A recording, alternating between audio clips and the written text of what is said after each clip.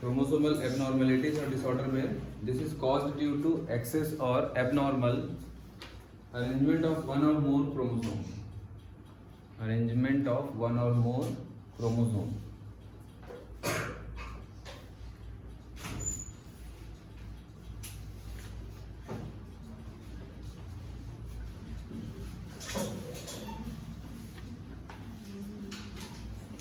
ठीक है. These are next line में लिखेंगे these are non-heritable. These are non-heritable. These are non-heritable. अगर ये हेरिटेबल नहीं होगा तो पेडिग्री एनालिसिस अपन कर सकते हैं या नहीं कर सकते हैं? हाँ. And so pedigree analysis is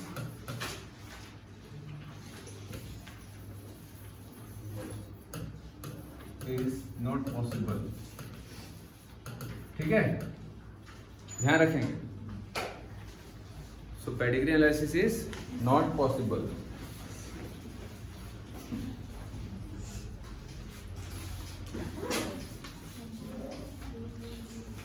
हो गया. द नेक्स्ट क्रोमोसोमल एबनॉर्मेलिटीज जो है दो टाइप का होगा बेटा. क्या क्या इसे कैसे बताया था ना? क्रोमोसोमल एबनॉर्मेलिटी दो टाइप का होता है. एक, हाँ बेटा, एक क्रोमोसोम के नंबर में चेंजेस आएगा और दूसरा शेप एंड स्ट्रक्चर. ठीक है, चलो.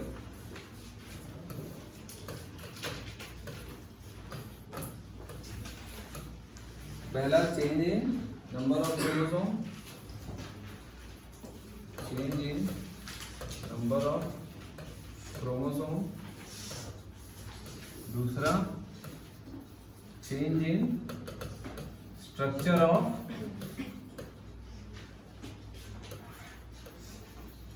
Chromosome. Change in structure of chromosome. ठीक है.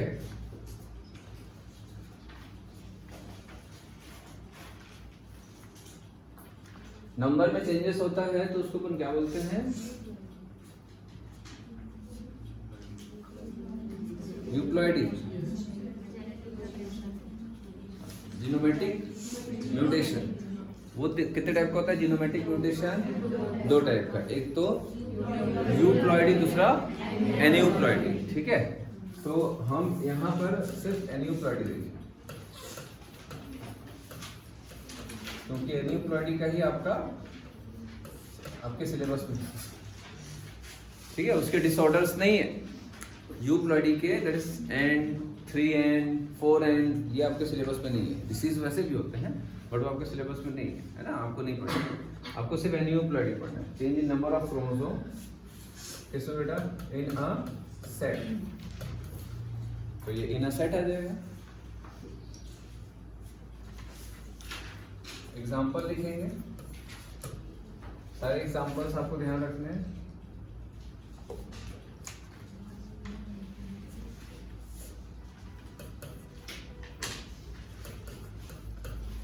Down syndrome. डाउन सिंड्रोम कौन सा क्रोमोसोम नंबर 1 ज्यादा होने का होता है? 21st chromosome extra. उसको अपन क्या बोलेंगे? अगर 2N+1 होता है तो 21st ट्राइसोम. ठीक है. Then next Edward syndrome.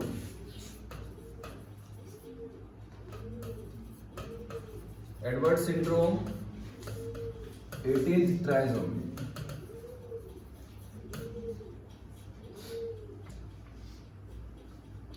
Turner syndrome. Turner syndrome में क्या होगा? बोलो. कम होगा ज्यादा होगा? कम होगा. तो उसको क्या बोलेंगे? X monosomic. ठीक है. Then Klinefelter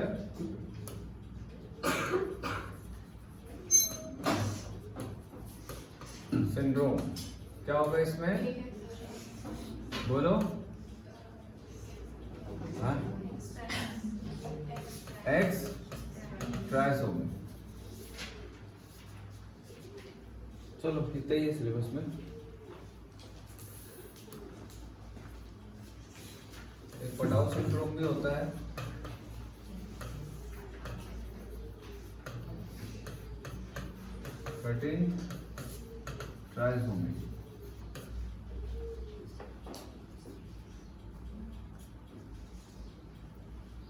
next, change in structure of chromosome, क्या बोलते हैं इसको?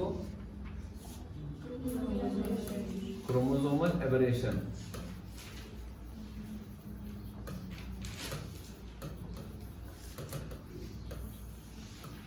एग्जाम्पल लिखेंगे, क्राइडो-चैट syndrome, क्राइडो-चैट syndrome,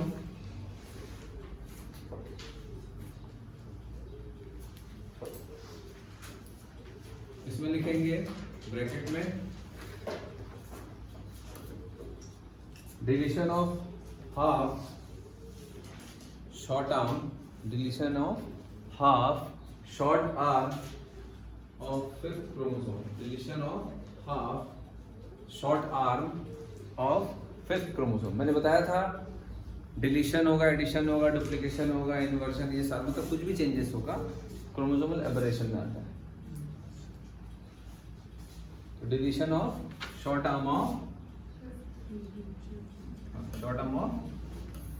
fifth chromosome. Then next, myelogenous leukaemia,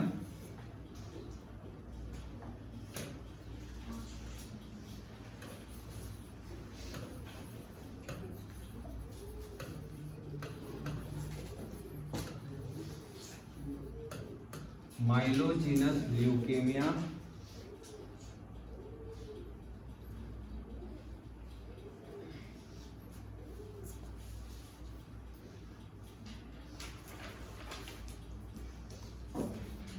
हो गया। चलो, तो फिलहाल जो क्वेश्चन आता है वो एकदम डायरेक्ट आता है आजकल, ठीक है? ऐसा, ये तो मैंने एक्स्ट्रा बताया है, बट ये आपका 4 तो आते ही। डाउन सिंड्रोम क्या होता है? ट्राइसोमी होता है, मोनोसोमी होता है। टोटल नंबर ऑफ क्रोमोसोम कितना होगा इसमें? 47, ठीक है? इसको कैसे लिखोगे? 45 प्लस XX होगा, XY होगा, कुछ भी हो सकता है, XX या XY, क्योंकि ये ऑटोसोमल है ना, सेक्स क्रोमोसोमल नहीं है, ऑटोसोम में है चेंजेस। 44 क्रोमोसोम में एक्स्ट्रा है ना, तो 44 में से एक्स्ट्रा है तो 45 हो जाएगा, इधर कोई चेंजेस नहीं आएगा। इधर क्या होगा? एडवर्ड सिंड्रोम में फिर वही 45 प्लस जो भी 2 होगा क्रोमोसोम, X प्लस Y या XX या XY। टर्नर सिंड्रोम में X मोनोसोमी, तो क्या होगा? 44 तो सेम होगा प्लस XO होगा, क्योंकि मेल हो या फीमेल हो एक X तो होता ही है। सेक्स क्रोमोसोम में एक X कंपलसरी होता है, ध्यान रखना। ये छोटी छोटी गलतियां करते हैं सब एग्जाम में, है ना? Y हो सकता है क्या?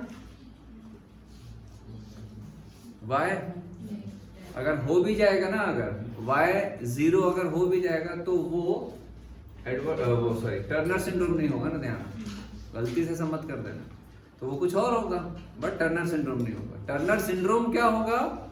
44 प्लस XO, यही टर्नर सिंड्रोम है। होने को कुछ भी हो सकता है। क्लाइनफेल्टर में क्या होगा? 44 प्लस एक X जाता है ना, तो X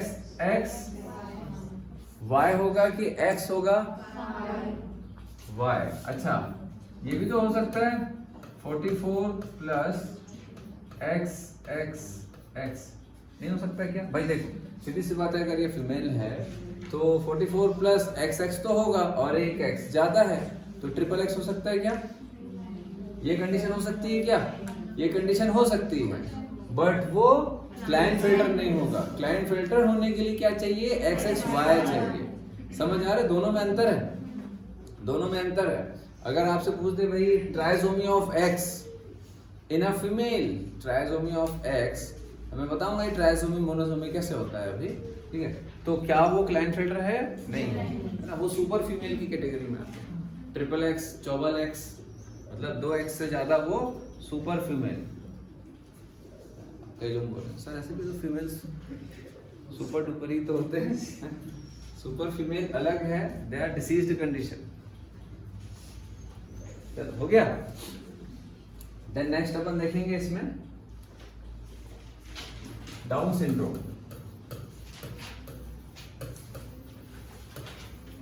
डाउन सिंड्रोम क्या होता है? 21st ट्राइसोमी और मंगोलियन इडियोसी। इडियट समझते हो? इडियट। अब देखो बेटा ये इसमें हो क्या रहा है? 21st ट्राइसोमी हो रहा है। मैंने ये बताया आप लोगों को 2n+1, ठीक है, 2n+1। ये जो 1 है ये क्या है? 21st क्रोमोसोम, 21st क्रोमोसोम है, ठीक है। ये जो एक क्रोमोसोम एक्स्ट्रा है वो कौन सा है? 21st chromosome.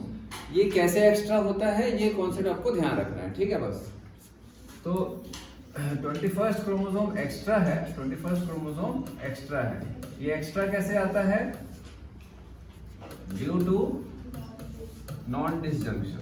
Non disjunction. अभी नॉन डिसजंक्शन क्या होता है?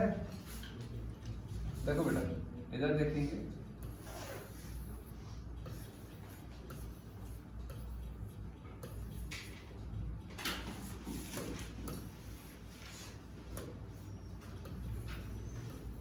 मान के चलो कि ये फर्स्ट क्रोमोसोम है, ये सेकंड है, ऐसा करते करते ये 22nd है, ये 23rd है ना, ये 21st है ना, 22nd और इधर 23rd, ऐसा, ठीक। मतलब ऐसा क्रोमोसोम अरेंज होता है ना, मालूम है कि नहीं आप लोग? म्योसिस के समय है ना, तो ये म्योसिस के समय ऐसा अरेंज है, फर्स्ट सेकंड, अब पूरा तो नहीं बता सकते अपन 23 सेट्स को, तो ये मान के चलो, ठीक है। तो कौन से फेज में ये सेपरेट होगा? लॉ ऑफ सेग्रीगेशन किसमें होगा? एनाफेज 1, ठीक है। चलो तो ये सेपरेट जब होगा तो सीधी सी बात है, सेंट्रल लाइन है, फरो बनेगा और सेल डिवाइड होना चालू होगा, है ना। तो कुछ बाकी ये सारे क्रोमोसोम इधर चल देंगे, ऐसा अभी मैं नहीं लिख रहा हूँ, है ना। सारे क्रोमोसोम इस पोल में, बाकी इधर सारे chromosome first, second, 21st, 22nd, 23rd, है ना, 23 पेयर होते हैं। तो ये ऐसा सब इधर उधर हो जाते हैं। तो अगर जंक्शन से सेपरेट हो रहा है, एक जंक्शन है बेटा, जैसे ट्रेन जंक्शन में आती है ना, रायपुर जंक्शन, ऐसा, तो जंक्शन से जब वो सेपरेट हो रहे हैं, ठीक है, दैट इज क्या हो जाएंगे? डिसजंक्शन। जंक्शन से सेपरेट हो रहे हैं, डिसजंक्शन हो गया। जंक्शन से अलग हो रहे हैं तो, लेकिन जंक्शन से अलग ही नहीं होंगे, सेपरेट नहीं हो रहे हैं तो नॉन डिसजंक्शन हो जाता है, ठीक है। तो होगा क्या, जनरली सारे क्रोमोसोम जो है अपने अपने पोल्स में चले जाएंगे, बट 21st वाला जो रहता है वो किसी एक साइड रह जाता है। 21st वाला एक साइड रह जाता है, तो ऐसा 21st। अब क्या होगा, ये सेल डिवाइड हो जाएगा, डिवाइड होगा तो देखेंगे यहाँ पर फर्स्ट क्रोमोसोम आया, सेकंड आया, 21st नहीं आया, 22nd, 23rd, first, second, 22nd, 23rd। दूसरे में क्या होगा?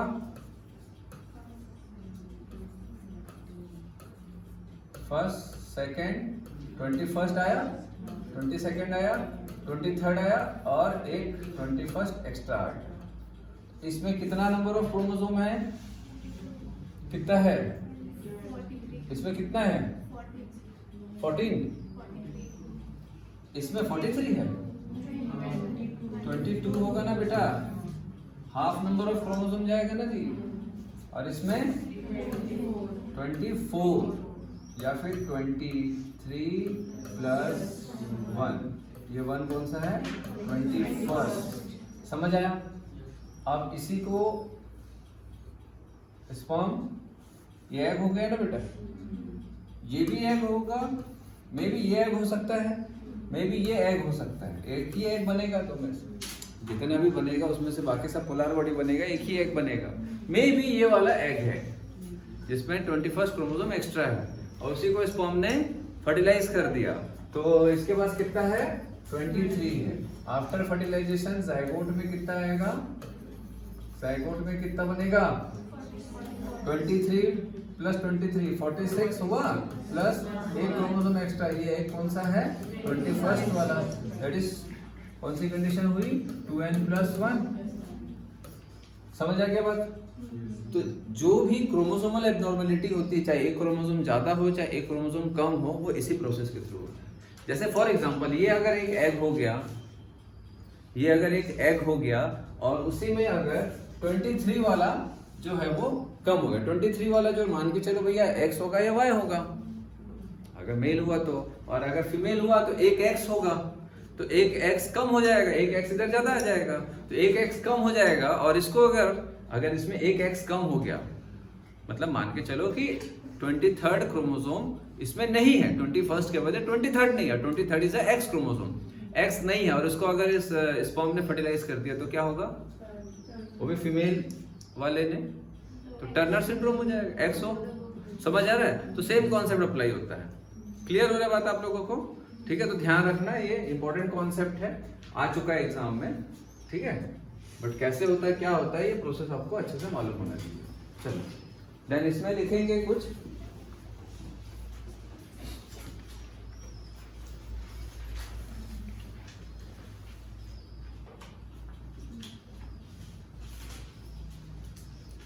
कैरेक्टरिस्टिक फीचर, ये समझ आ गया ना कैसे होता है। अब इसको नहीं लिखवा रहा हूं मैं, जो एनसीईआरटी में उतनी पढ़ना है। Characteristic feature, rounded face, broad forehead. देखो कभी आप लोग डाउन सिंड्रोम वाले पेशेंट को देखे हो, देखियो ना, स्पेशल स्कूल में ही भेजते हैं उनको, थोड़ा सा ऐसे एकदम गोल सा चेहरा रहता है, ऐसे करके रहते हैं थोड़ा सा, समझ, अब मैं मजाक नहीं उड़ा रहा हूँ, मतलब थोड़ा उसका फेशियल एक्सप्रेशन ऐसे ही रहता है। कई लोग अजीब बाहर रहता है ना, और थोड़ा ऐसा ऐसा करके चलते हैं, हाइट भी बहुत ज़्यादा नहीं बढ़ता है, थोड़ा मेंटली रिटार्टेड होते हैं, माथा देखो कि एकदम चौड़ा चौड़ा सा रहता है, ऐसे ऐसे करके अजीब, थोड़ा सा अलग से समझ आ जाता है बेटा। चलो लिख लो, rounded face, broad forehead, broad forehead समझते हो, एकदम माथा चौड़ा रहता है। मेरा नहीं है ना माथा चौड़ा ज्यादा। ब्रॉड फोरहेड, प्रोट्रूडिंग टंग, टंग बाहर निकला रहता है, प्रोट्रूडिंग टंग, हंसो मत, open mouth, projecting lower lip, imagine कर पा रहे हो, शॉर्ट नेक, शॉर्ट नेक, प्रोजेक्टिंग लोअर लिप, ऐसे लोअर लिप ऐसे नीचे रहेगा, जीभ बाहर निकला रहेगा, लोअर लिप नीचे रहेगा। आप लोग कभी इंटरनेट पे देखा करो कुछ बीमारी ऐसे जैसे देखोगे ना, फोटो देखोगे तो सब कैरेक्टरिस्टिक फीचर सब समझ एक बार में याद हो जाएगा। एनसीईआरटी में तो नहीं दिया उसके, आपके अच्छे से रहेगा, आपके अच्छे से नहीं दिया। शॉर्ट नेक, ऐसा रहता है उनका नेक, एकदम ऐसा टाइप छोटा सा रहता है। बहुत सारे लोग नहीं देखे होंगे, देखे भी होंगे तो आप लोगों को पता नहीं होगा ये कौन जा अजीब टाइप का लग रहा है, कौन है, क्या मानो अपने क्या करना बोल देते हैं। आप लोग ऑब्जर्व थोड़ा करते हो ज्यादातर कोई चीजों को। इसमें एक कैरेक्टरिस्टिक इसका फीचर होता है, flat hand, small finger and many loops on finger tips. Flat hand, small finger, flat hand.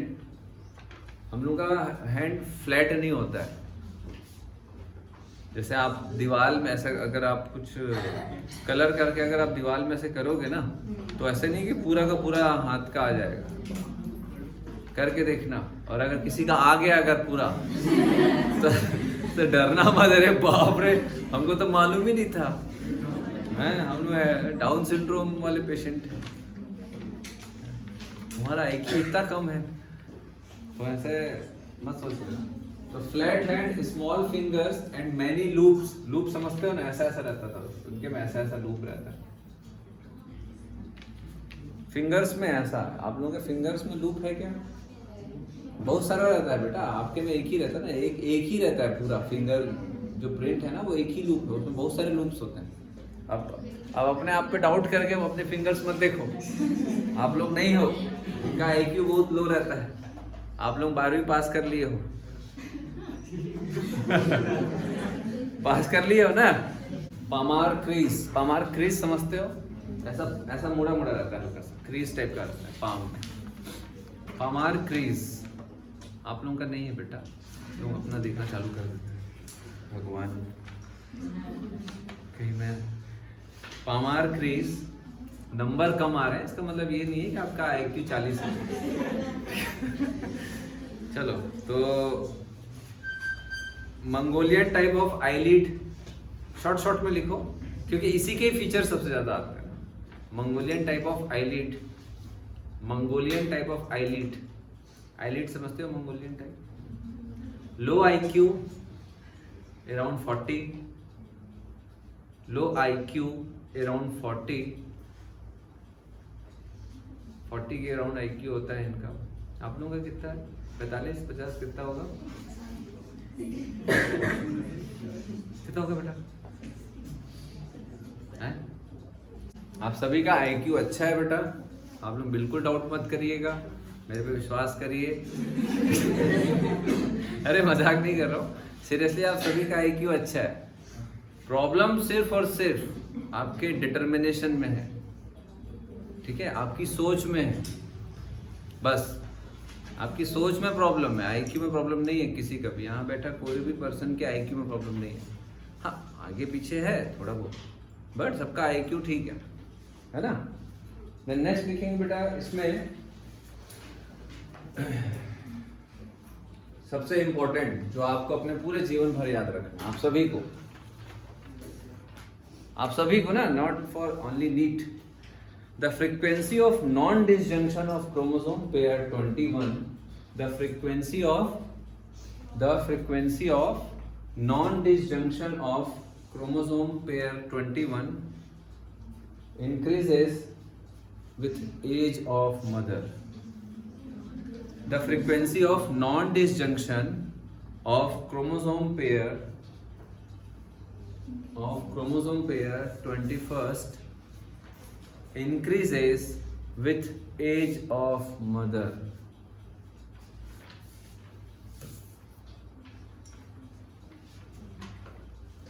It is 1 in every 2000 children at age 30.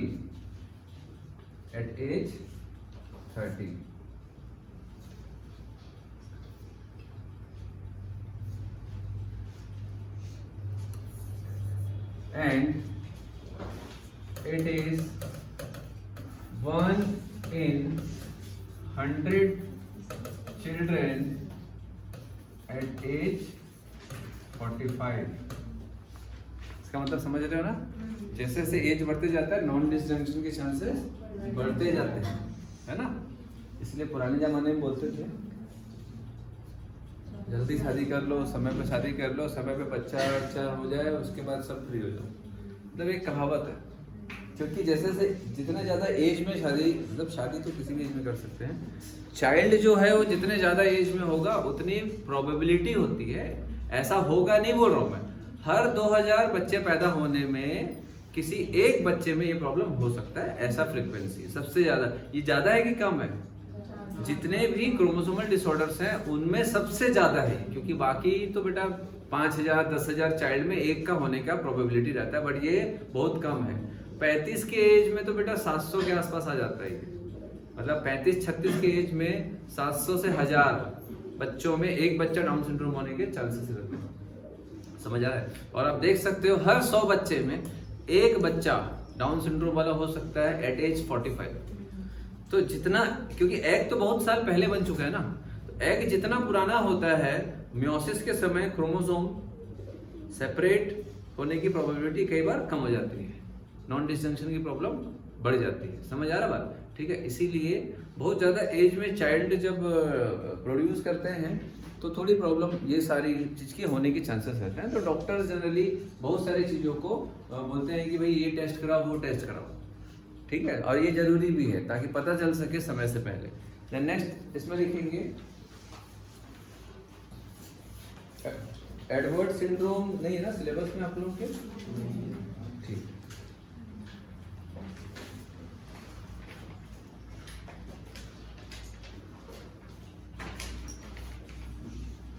क्राइडो chat भी नहीं है ना। Then sex chromosomal abnormality,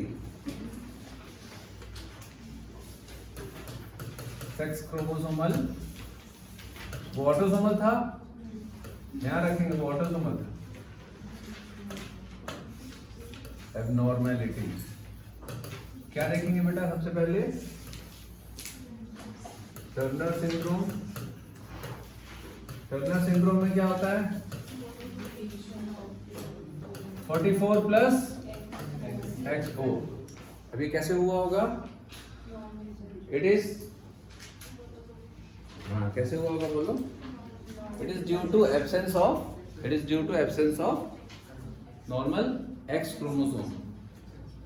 It is due to absence of normal X chromosome in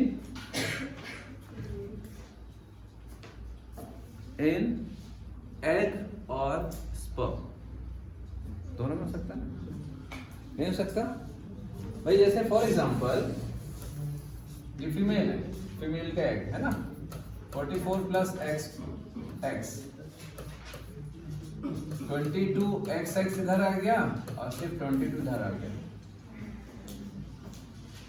plus 0, एक X गायब, इसको हमने fertilise किया। Then अगर ये मेल है 44 प्लस XY, तो ये भी हो सकता है 22XY एक साइड आ जाए, 22 प्लस, अगर ये जो स्पर्म है इसने फर्टिलाइज किया 23 वाला एग को, तो वही तो पैदा होगा, नहीं होगा? इसको और कैसे देख सकते हो? 22X ये तो आएगा, तो इन दोनों के फ्यूजन से क्या बनेगा? 44 प्लस XO। तो मेल मतलब एग और स्पर्म दोनों में X कम हो गया, उसके कारण ये हो सकता है, ठीक है, लिख लिए। It is due to absence of normal X chromosome in sperm और egg। ध्यान रखना नॉन डिसजंक्शन इसीलिए मैं समझाया हूँ, क्योंकि पॉसिबिलिटी दोनों में हो सकती है, खाली ऐसे नहीं फीमेल के कारण नहीं होगा, ऐसा कोई जरूरी नहीं है। देन नेक्स्ट लिखेंगे it occurs in every 3000 child birth, मतलब हर 3000 में से एक बच्चे का ही होने की प्रोबेबिलिटी होती है। फ्रीक्वेंसी कितनी होगी? 3000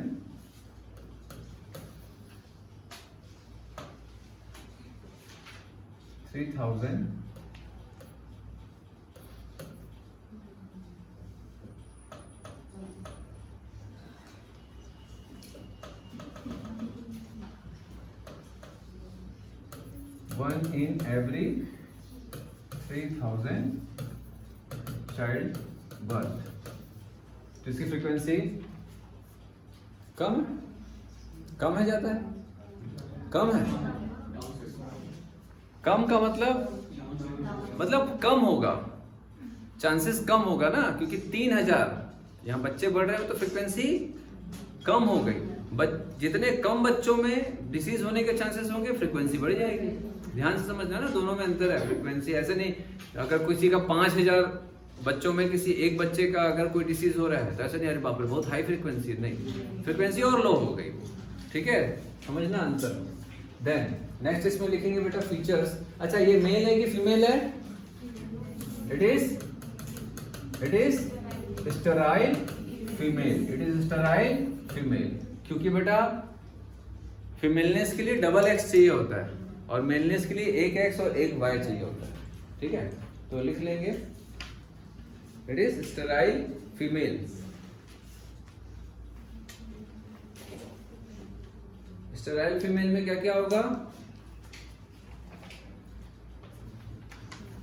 रूडिमेंट्री ओवरीज रूडिमेंट्री ओवरीज मतलब ओवरी का कोई काम नहीं होगा। रूडिमेंट्री समझते हो, जो नॉन फंक्शनल है लेकिन पड़ा हुआ है बॉडी में, है बट नॉन फंक्शनल है, उसको हम रूडिमेंट्री बोलते हैं। Rudimentary ovaries, undeveloped memory gland and may not menstruate and may not menstruate। ठीक है, may not menstruate।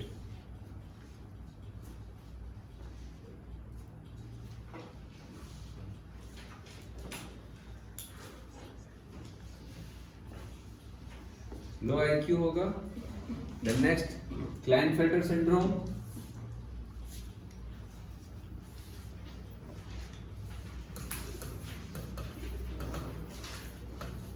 Klinefelter syndrome में क्या होगा बेटा? अच्छा, ये मोनोसोमी होगा ट्राइसोमी होगा? ठीक है, इट इज ट्राइसोमी।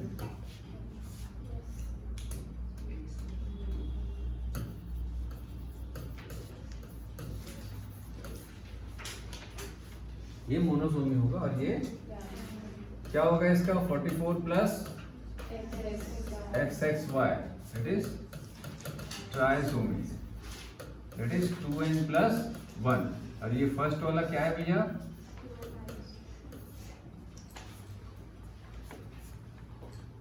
ये बेटा 2n+1 होगा। और ये फर्स्ट ये एक जो क्रोमोसोम एक्स्ट्रा है वो कौन सा है? X वाला है। ठीक है, अब मुझे बताओ ये मेल है कि फीमेल है?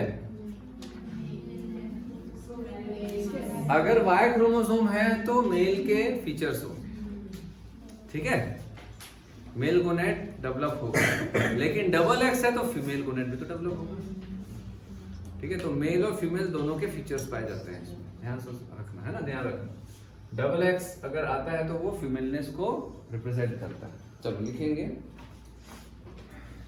It is due to trisomy of X chromosome, it is due to trisomy of X chromosome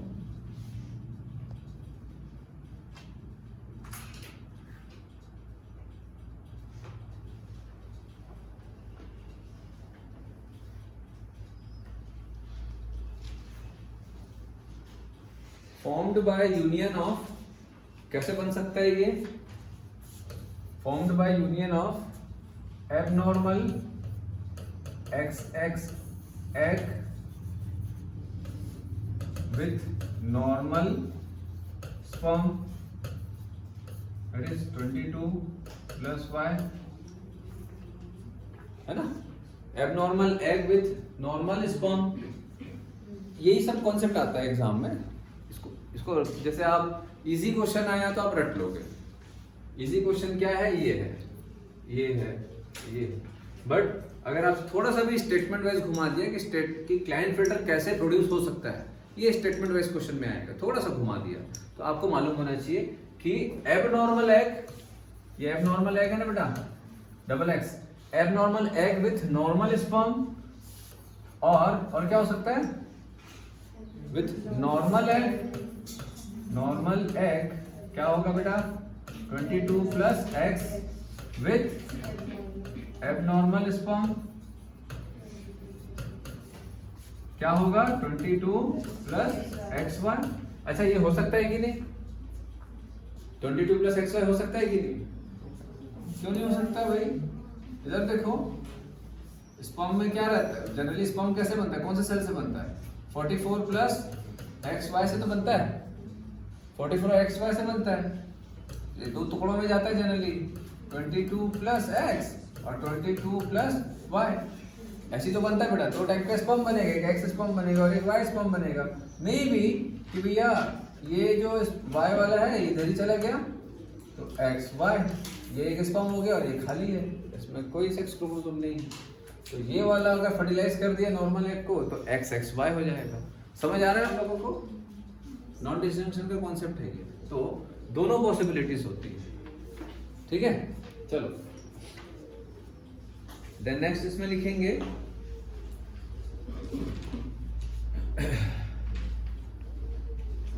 इसके फीचर क्या होंगे बेटा?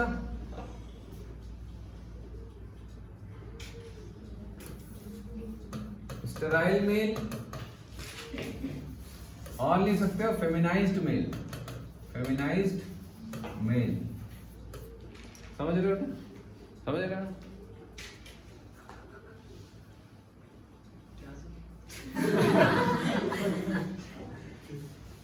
फेमिनाइज्ड मेल जी।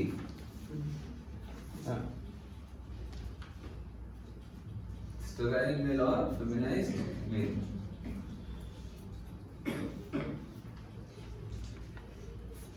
हो गया?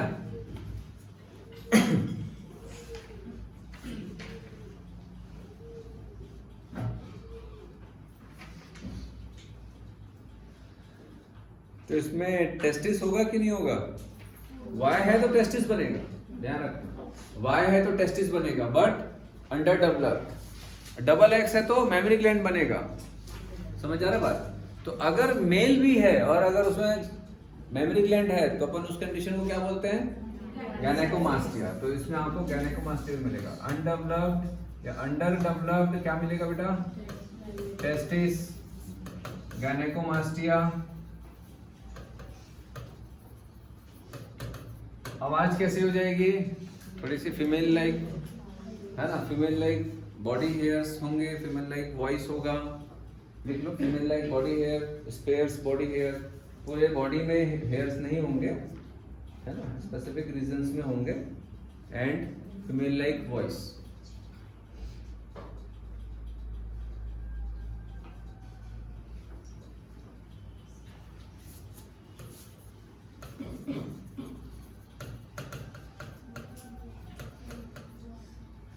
मेंटल रिटार्डेशन होगा बेटा इसमें। मेंटल रिटार्डेशन जनरली जितने क्रोमोसोमल डिसऑर्डर्स होते हैं, जितने क्रोमोसोमल डिसऑर्डर्स होते हैं मोस्टली मेंटली रिटार्डेड होते हैं। ध्यान रखना, जितने क्रोमोसोमल अभी हम लोगों ने जितना भी पढ़ा, जो नए भी पढ़े हो, उसमें भी 99% केसेस में मेंटल रिटार्डेशन होता है, लो IQ होता है। क्रोमोसोम्स कम या ज्यादा होने से IQ कम ही होता है, ऐसे नहीं क्रोमोसोम ज्यादा होता है। एक आध केस में थोड़ा सा IQ ज्यादा होता है, सुपर मेल की कंडीशन में। सुपर मेल कंडीशन होती है 44 + XYY, है ना? डबल Y जब होता है तो ये एकदम जबरदस्त। अब एक Y टेस्टोस्टेरोन बना रहा है तो 2 Y टेस्टोस्टेरोन ज्यादा बनाएगा। टेस्टोस्टेरोन जो रहता है वो मसल स्ट्रेंथ, ठीक है, muscle mass, body height, IQ, ये सब के लिए बहुत ज़्यादा इंपॉर्टेंट होता है। तो ज़्यादा है तो उसके में भी ज़्यादा ही होगा।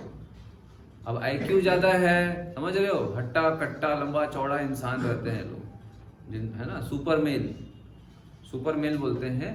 बट इनका IQ ज़बरदस्त होता है, इसीलिए ये लोग ज़्यादातर जेल में रहते हैं। क्या रहते हैं? इनका दिमाग थोड़ा सा ना ऐसे रहता है कि किसको लूटें, कैसे चोरी करें, कैसे डाका डालें, ऐसा रहता है। समझ आ रहा है ना? और देखो बेटा, सीधी सी बात है, डबल Y है तो टेस्टोस्टेरोन ज्यादा, टेस्टोस्टेरोन के कारण ही एक मेल ज्यादा एग्रेसिव होता है। समझ आ रहा है? टेस्टोस्टेरोन के कारण ही एग्रेसिवनेस। सबसे ज्यादा क्वेश्चन इसी से आता है।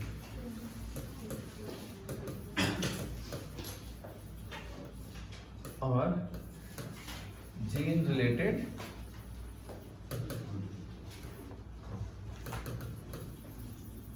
डिसऑर्डर, मेंडेलियन डिसऑर्डर और जीन रिलेटेड डिसऑर्डर। अच्छा, इससे पहले हम लोगों ने क्रोमोसोमल डिसऑर्डर में देखा था कि यार उसमें पेडिग्री एनालिसिस नहीं हो सकती, ठीक है, बट इसमें पेडिग्री एनालिसिस हो सकती है ना? और वो मेंडेलियन डिसऑर्डर नहीं होता है ना? आप लोग चाहो तो लिख सकते हो, chromosomal disorder is not a Mendelian disorder. कौन बताएगा ऐसा क्यों?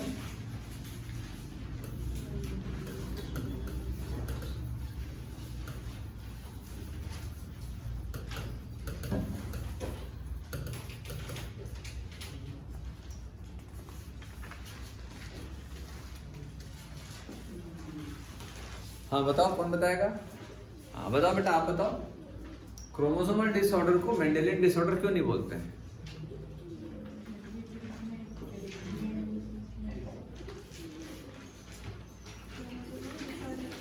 मेंडेलियन डिसऑर्डर क्यों नहीं बोलते हैं? पेडिग्री एनालिसिस उसमें नहीं होती है। क्यों नहीं होती है? क्या चीज बेटा? नहीं, मैं ये सिंपली पूछ रहा हूँ, मेंडेलियन डिसऑर्डर जो क्रोमोसोमल डिसऑर्डर जो है वो मेंडेलियन डिसऑर्डर क्यों नहीं है? हम क्यों नहीं बोलते हैं उसको कि वो मेंडेलियन डिसऑर्डर? हाँ बेटा, हाँ बोलो। हाँ बेटा, हेरिटेबल नहीं है, बट उसके कारण नहीं, मेंडेलियंस लॉ। हाँ, और हाँ बोलो, हाँ बताओ।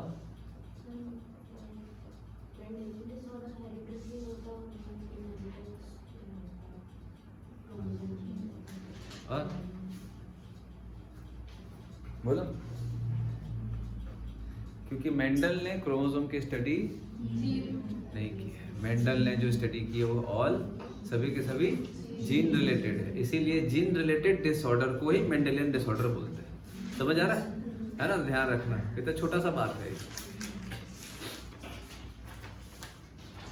तो जीन रिलेटेड डिसऑर्डर को ही हम मेंडेलियन डिसऑर्डर बोलते हैं, क्योंकि मेंडल ने जीन की ही स्टडी की है बेटा, सीधी सी बात है। अब वो हेरिटेबल है नहीं है वो एक सेकेंडरी चीज है, बट प्राइमरी चीज तो यही है ना।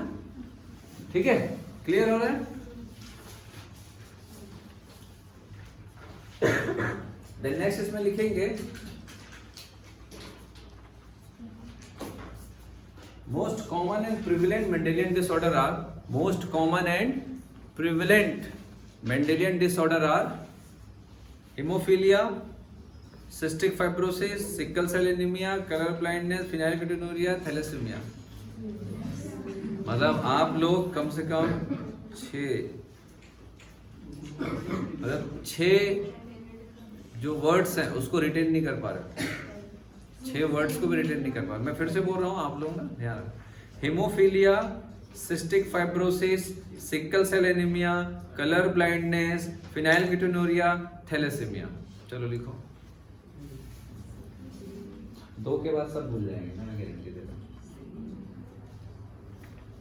Cystic fibrosis, haemophilia, colour blindness, sickle cell anaemia, thalassaemia और फिनाइलकेटोनुरिया।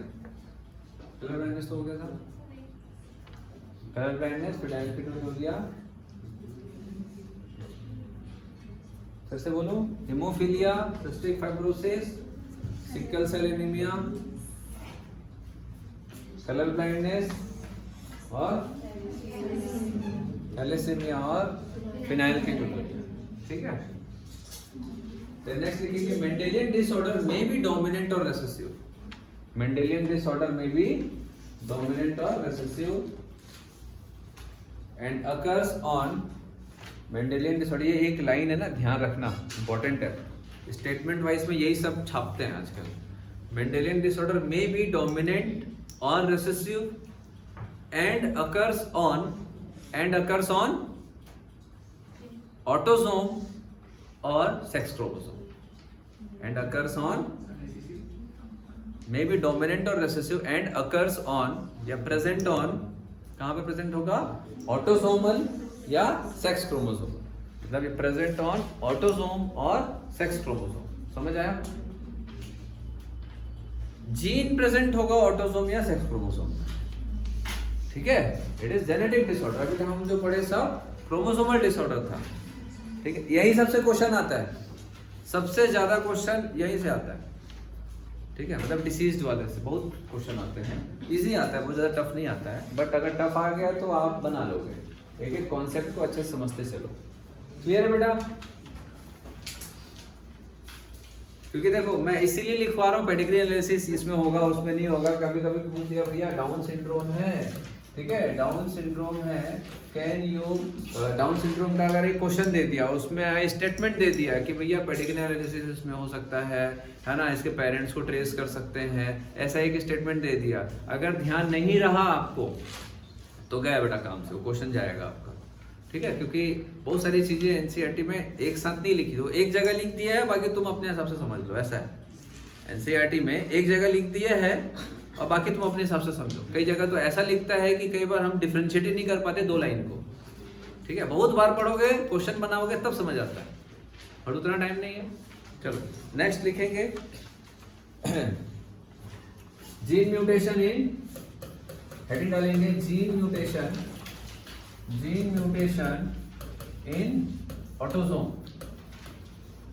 हम दो टाइप का स्टडी करेंगे बेटा, जेनेटिक म्यूटेशन या gene mutation in autosome and gene mutation in sex chromosome, दोनों का डिसीज अलग अलग पढ़ेंगे। तो जनरली जो क्वेश्चन आता है सालों से, जब आप पैदा नहीं हुए थे तब से, ऑटोसोमल जीन रिलेटेड डिसऑर्डर, ठीक है, sex chromosomal gene related disorder, ऐसा टाइप के क्वेश्चंस आते हैं और उसके एग्जांपल्स आपको याद रखने हैं।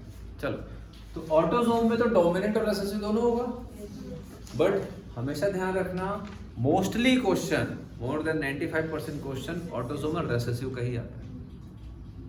समझ आ रहा है? इस चीज को हमेशा ध्यान रखना, क्योंकि क्वेश्चन जब देता है तो डोमिनेंट वाला भी डालता है, कंफ्यूज नहीं होना। मोस्टली किस्मत एकदम खराब रहा और आपको कुछ चीजें याद नहीं रहा तो ही डोमिनेंट का आएगा, और डोमिनेंट का आएगा भी तो आप कहीं ना कहीं पहचान लोगे, क्योंकि एग्जाम्पल के through.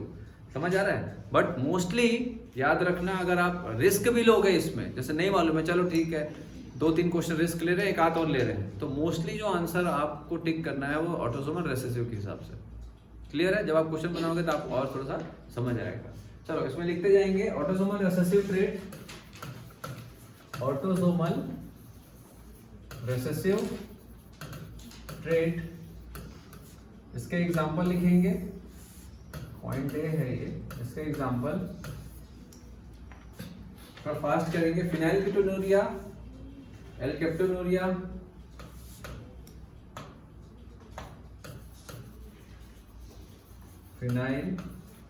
फिनाइलकीटोनुरिया, alkaptonuria, sickle cell anaemia,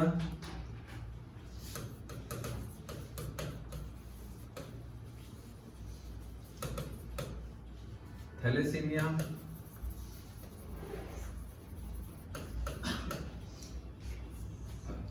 albinism,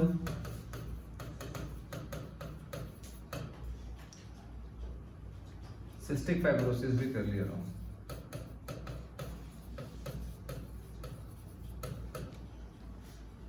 ठीक है तो और भी एग्जांपल, बट इतना लिखा रहा हूं जितना आपके सिलेबस में है, जितनी जरूरत है। ठीक है, कुछ एक आध एग्जांपल में एक्स्ट्रा इसलिए भी लिखाता हूं, आप डिफरेंशिएट करते बने। आपको कभी कभी क्वेश्चन आउट ऑफ सिलेबस नहीं होता है, लेकिन ऑप्शन आउट ऑफ सिलेबस होता है। समझ आ रहा है? तो ऑप्शन आउट ऑफ सिलेबस होता है, तो कभी कभी एग्जांपल एक्स्ट्रा लिखाने से वो आपको वो एग्जांपल जो है ना, उसे आप आंसर टिक कर सकते हो। क्लियर? इतना हो गया? चलो, देन नेक्स्ट क्या देखेंगे? Autosomal dominant trait. ट्रेट मतलब कैरेक्टर। एग्जांपल लिखेंगे बेटा, एकॉन्ड्रोप्लेसिया,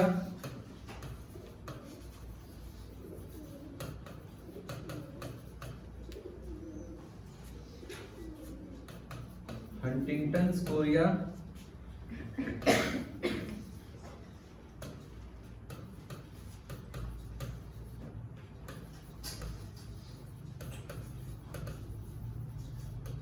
पॉलीडेक्टाइली, ब्रैकिडेक्टाइली,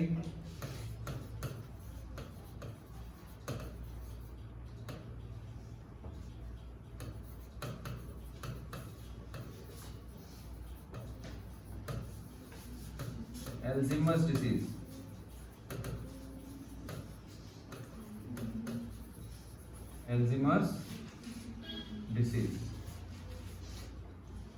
ठीक है, एल्जीमर्स डिसीज।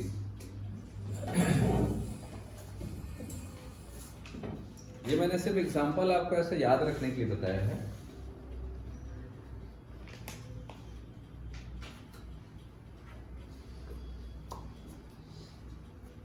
ठीक है, तो मोस्टली आपको जो ध्यान रखना है,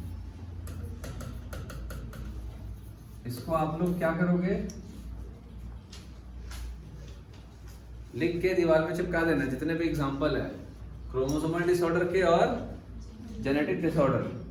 जीन रिलेटेड में ऑटोसोमल का अलग और सेक्स क्रोमोसोमल का अलग। देखो मैं अभी बता रहा हूँ, अभी हम लोग एक्स क्रोमोसोमल डिसऑर्डर मतलब जीन रिलेटेड डिसऑर्डर देखेंगे। सेक्स क्रोमोसोम में मेनली वाई और एक्स क्रोमोसोम से रिलेटेड डिसऑर्डर होते हैं, बट हमारे सिलेबस में वाई का नहीं है, हम x chromosomal gene related disorder देखते हैं।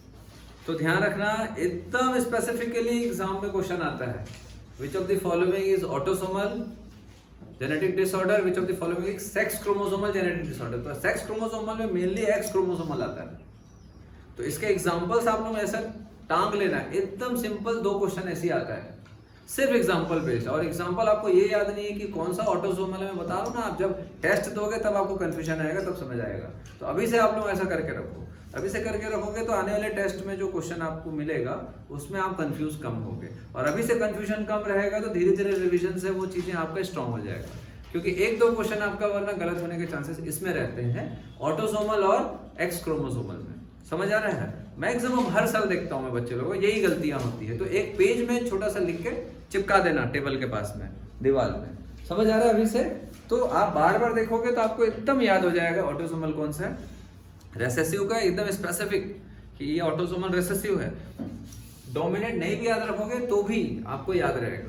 क्यों? क्योंकि भैया इतना हम लोगों ने पढ़ा है, ये हम लोगों ने नहीं पढ़ा है। तो इसके लिए भी आपको डिफरेंशिएट करने आना चाहिए। क्वेश्चन कई बार डिफरेंशिएट करने से बनता है। समझ आ रहा है? चलो देन नेक्स्ट देखेंगे, क्या देखेंगे बेटा? ऑटोसोमल रेसेसिव डिसऑर्डर देखेंगे। देखो इसको मैं डायरेक्टली भी बता सकता हूँ जैसा आपके एनसीईआरटी में है, बट स्पेसिफिक तरीके से पढ़ने से हमको ज्यादा समय तक याद रहेगा। ठीक है? ऑटोसोमल रेसेसिव ट्रेट, सबसे पहला क्या है भैया? फिनाइल कीटोनुरिया। इसके बारे में लिखेंगे, दिस इज ऑटोसोमल है कि एक्स क्रोमोसोमल है? Autosomal recessive trait.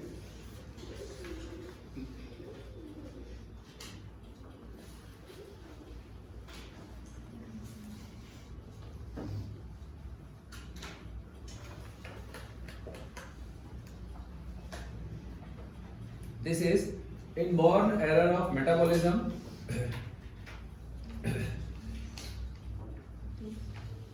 Inborn error of metabolism. समझते हो मेटाबॉलिज्म एरर? समझते हो? मतलब हमारी बॉडी में जो मेटाबॉलिक एक्टिविटीज होती हैं, हर एक मेटाबॉलिक एक्टिविटी के लिए एंजाइम रिस्पॉन्सिबल होते हैं। क्या? एंजाइम। तो कुछ ऐसे एंजाइम होते हैं। अब एंजाइम किससे बनते हैं? एंजाइम किससे बनते हैं? एंजाइम प्रोटीन से बनते हैं कि प्रोटीन के होते हैं? प्रोटीन के होते हैं। चलो, सिंथेसाइज कैसे होते हैं? एमआरएनए से, या फिर सीधा बोल सकते हो डीएनए से। मतलब कोई एक स्पेसिफिक एंजाइम है, उसके लिए कोई स्पेसिफिक पार्ट ऑफ डीएनए होगा जिसको हम जीन बोलते हैं। ये डीएनए जो रहता है ट्रांसक्राइब होगा, देन ट्रांसलेट होगा एक स्पेसिफिक एंजाइम में, और हर एक स्पेसिफिक एंजाइम एक स्पेसिफिक काम करता है। समझ आ रहा बात? तो लिखेंगे जैसा मैं लिख रहा हूं,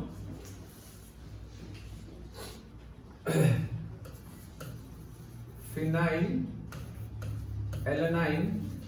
ये क्या होता है बेटा? फिनाइल एलेनाइन क्या है? बोलो। अमीनो एसिड है। और टायरोसिन क्या है? वो भी अमीनो एसिड है। ठीक है? तो एक सीधी सी बात है, एक जो अमीनो एसिड है उसको दूसरे टाइप के अमीनो एसिड में कन्वर्ट करने के लिए एक पर्टिकुलर एंजाइम चाहिए होता है ना? एक पर्टिकुलर एंजाइम चाहिए होता है। इस एंजाइम का नाम क्या है? Phenyl alanine hydroxylase. Phenyl alanine hydroxylase. ठीक है? फिनाइल एलेनाइन हाइड्रोक्सिलेज, ये एंजाइम इस रिएक्शन के लिए जरूरी होता है। ये ऐसा सीधी सी बात है, ये एंजाइम किसी न किसी जीन से बन रहा है ना? अगर ये जीन, ये जो जीन है इसमें डिफेक्ट है तो ये एंजाइम नहीं बनेगा। एंजाइम नहीं बनेगा तो फिनाइल एलेनाइन एक्यूमुलेट होगा।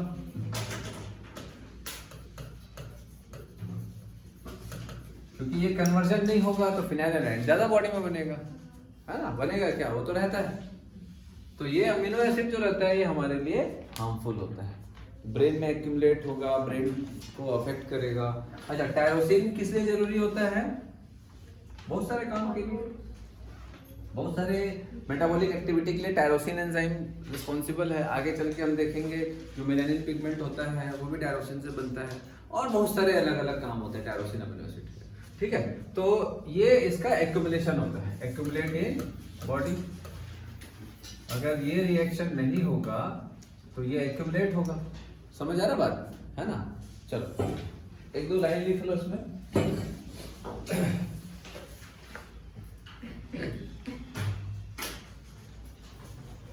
Phenylalanine is accumulated. Phenylalanine is accumulated and converted into phenyl pyruvic acid. And converted into phenyl pyruvic acid.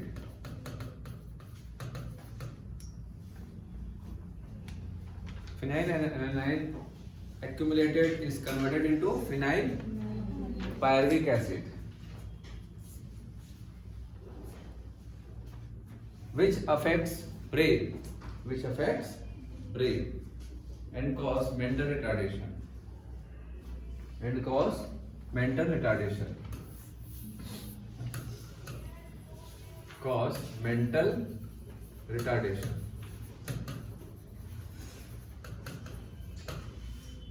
ठीक है, क्लियर है।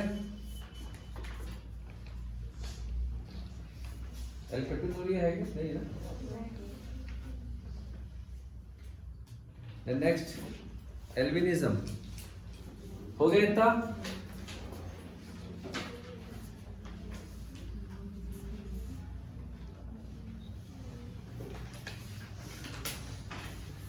सेकंड इसमें देखेंगे एल्बिनिज्म। आप देखे हो एल्बिनो पर्सन, देखे हो कभी, क्या होता है उसमें?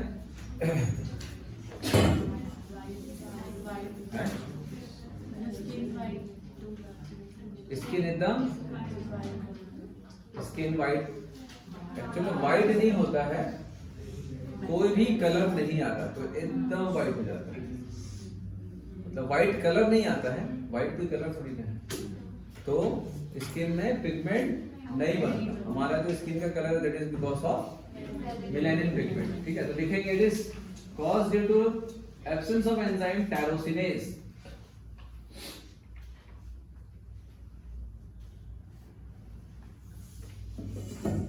it is due to absence of enzyme tyrosinase, which is essential for synthesis of melanin pigment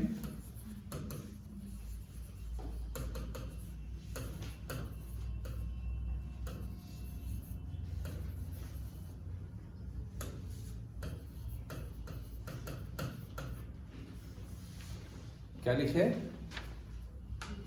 which is essential for synthesis of melanin pigment from dihydroxyphenylalanine,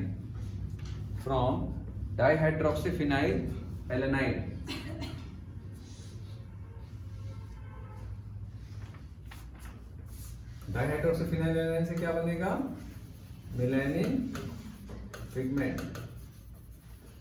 इसके लिए कौन सा एंजाइम चाहिए,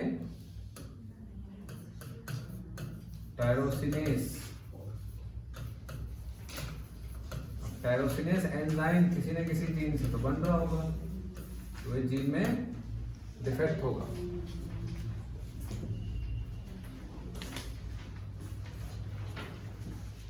ठीक है, तो वो जीन जो टायरोसिनेस एंजाइम बना रहा है उसमें डिफेक्ट है, तो वो क्या करेगा, डायहाइड्रोक्सीफिनाइलालानाइन को मेलानिन में कन्वर्ट नहीं कर पाएगा, तो सीधी सी बात है मेलानिन पिगमेंट नहीं बनेगा तो नो स्किन कलर। इस टाइप के लोगों को एल्बिनो पर्सन बोला जाता है। ठीक है, चलो लिख लेंगे एक बात और, एल्बिनोस individual lack dark pigment melanin in the skin, hair and iris. What is iris? Iris क्या क्या ये क्या काला क्या पिगमेंट? काला pigment, colour pigment. Iris, iris is a part of which layer of eye? इसमें किसमें कलर नहीं होता? Lack of pigment in skin, hair देखियो इनका व्हाइट होता है, एंड आइरिस। आइरिस आई के कौन से लेयर का पार्ट है? 3 लेयर होती है, कौन कौन सी? स्क्लेरा, कोरोइड और रेटिना। तो किसकी लेयर किसकी होती है? कोरोइड की। कोरोइड बाहर होता है कि अंदर होता है? बीच में होता है। तो ऐसे 2 ऑप्शन दे रहा हूँ तो बस 2 में से नहीं करना है। एग्जाम में 4 ऑप्शन होते हैं, बाकी 2 को भी देखना है। चलो, तो मिडिल लेयर होती है क्या? कोरोइड। ठीक है।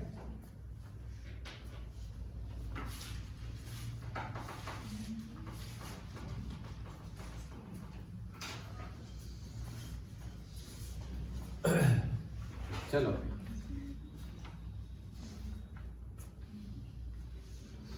तो एल्बिनो जो है वो सेक्सुअली नॉर्मल होंगे, मेंटली नॉर्मल होंगे कि एबनॉर्मल होंगे? ये सब तरीके से नॉर्मल होते हैं, बट स्किन का ही प्रॉब्लम है बस। समझ आ रहा है? ठीक है। एल्बिनो के बच्चे भी होते हैं। जब मैं आता हूँ ना घर से, तो गुड़ियारी में ऐसा एक है एक फैमिली, वहाँ पर मैं उनको देखते आता हूँ। फादर मदर दोनों एल्बिनो है, बच्चे भी। तो ऑब्वियसली ऐसा क्यों है? क्योंकि उनमें कौन सा, अच्छा, एक्स लिंक्ड जीन है कि ऑटोसोमल है? ऑटोसोमल है, ध्यान रखना। ठीक है। तो ऑटोसोमल है तो हम इसको जीन को नॉर्मल ले सकते हैं। इट इज नॉर्मल, नॉर्मल, और ये एबनॉर्मल। लिख लो।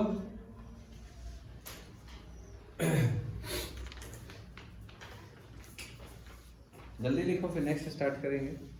सिकल सेल तो हो गया था ना?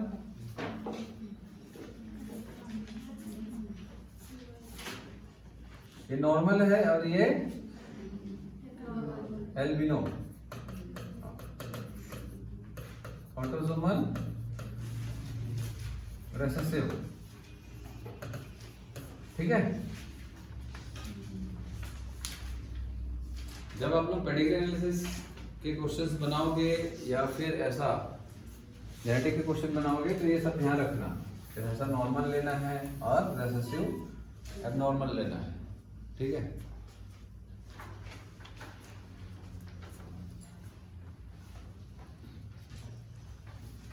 सिकल सेल हो गया था, हटा दो इसको।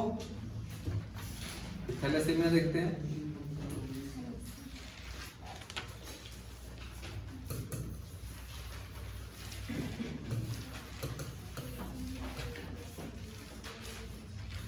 Thalassaemia is autosomal recessive disorder.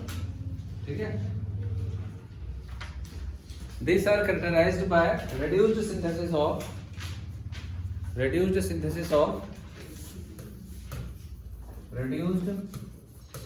of either alpha or beta chain of hemoglobin। उस समय बताया था आप लोगों को, सिकल सेल जो होता है उसमें कौन सा अमीनो एसिड की चेन प्रभावित होती है? Beta chain. ठीक है। सिकल सेल एनीमिया, अच्छा, हीमोग्लोबिन 2 चेन से बनता है बेटा। और हीमोग्लोबिन में जो ग्लोबिन होता है, ग्लोबिन प्रोटीन, ठीक है, ग्लोबिन प्रोटीन जो होता है वो 2 चेन से बनता है, एक alpha chain of amino acid और एक बीटा चेन। तो सिकल सेल एनीमिया जो रहता है वो, सिकल सेल एनीमिया जो है वो बीटा चेन में डिफेक्ट के कारण होता है। थैलेसीमिया जो होता है वो अल्फा के डिफेक्ट के कारण भी होता है और बीटा के कारण भी होता है। समझ आ रहा है? है ना, दोनों के डिफेक्ट का या तो अल्फा के कारण होगा या बीटा। इसीलिए दो टाइप का थैलेसीमिया होता है, अल्फा थैलेसीमिया और बीटा थैलेसीमिया। चलो क्लियर है, इधर अल्फा चैन और बीटा चैन ऑफ हीमोग्लोबिन, इसीलिए इसको दो टाइप का थैलेसीमिया बोलते हैं।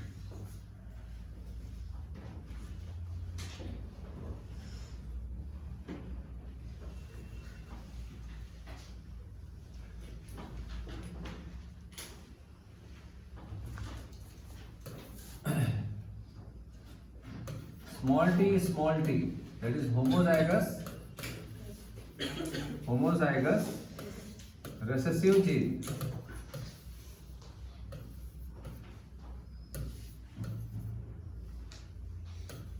for thalassemia।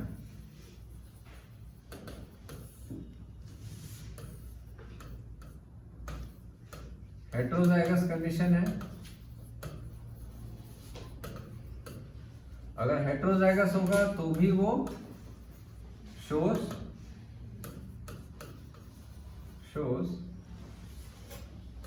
effect of thalassemia in less severe form, but effect तो होगा बेटा, ठीक है। अगर एकदम होमोजाइगस रिसेसिव आ गया तो बहुत सीवियर होगा, हेट्रोजाइगस अगर थैलेसीमिया का जीन है तो लेस सीवियर होगा, बट थैलेसीमिया का अफेक्ट तो होगा ही, ध्यान रखना। तो कभी पूछ दिया अगर कि होमोजाइगस, जनरली होमोजाइगस रिसेसिव से ही थैलेसीमिया का डिफेक्ट होता है, बट हेट्रोजाइगस फॉर्म में भी थैलेसीमिया का अफेक्ट शो होता है।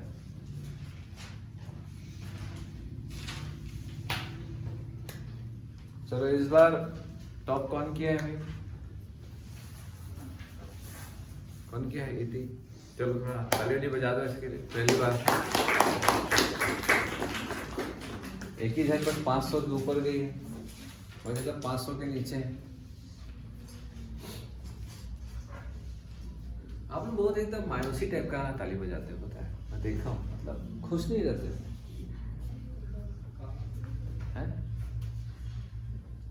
खुश नहीं रहते, अरे वाह, अरे वाह, ऐसा करना चाहिए, समझ आ रहा बात, थोड़ा सा एकदम चेयर अप करना चाहिए। हाँ ठीक ठीक, कोई बात नहीं, ये क्या, जोर से बचाओ भाई।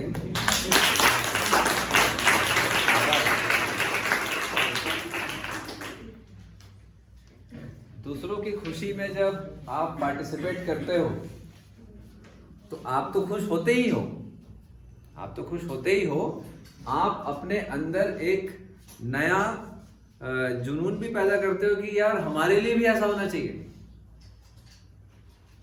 नहीं करते हो इसीलिए नहीं होगा फिर। तो आप लोग को हमेशा ऐसा नहीं सोचना चाहिए आगे बढ़ गया, नहीं, आगे बढ़ा बहुत अच्छी बात है, आप मेरे को उससे आगे बढ़ते जलने के कारण नहीं, जलन के कारण नहीं, समझ आ रहा बात, ठीक है। मेहनत करना है, खुद से अपने आप को सोचना है कि हमको उससे और आगे बढ़ना है, ठीक है, बहुत अच्छी बात है। आपको खुश होना चाहिए कि अप डाउन होता है, समझ आ रहा है, रैंक अप डाउन होना बहुत अच्छी बात होती है। क्यों मालूम है? क्योंकि जो पहले ऊपर था उनको एक सबक मिलता है कि तुम्हारी मेहनत अब कम है, अब तुमको और मेहनत करना है, तुमको उससे सीख लेनी चाहिए कि यार इस बार मेरी मेहनत कम थी, अब मुझे और मेहनत करना है ताकि मैं फिर से उसी पोजीशन पर आ सकूं।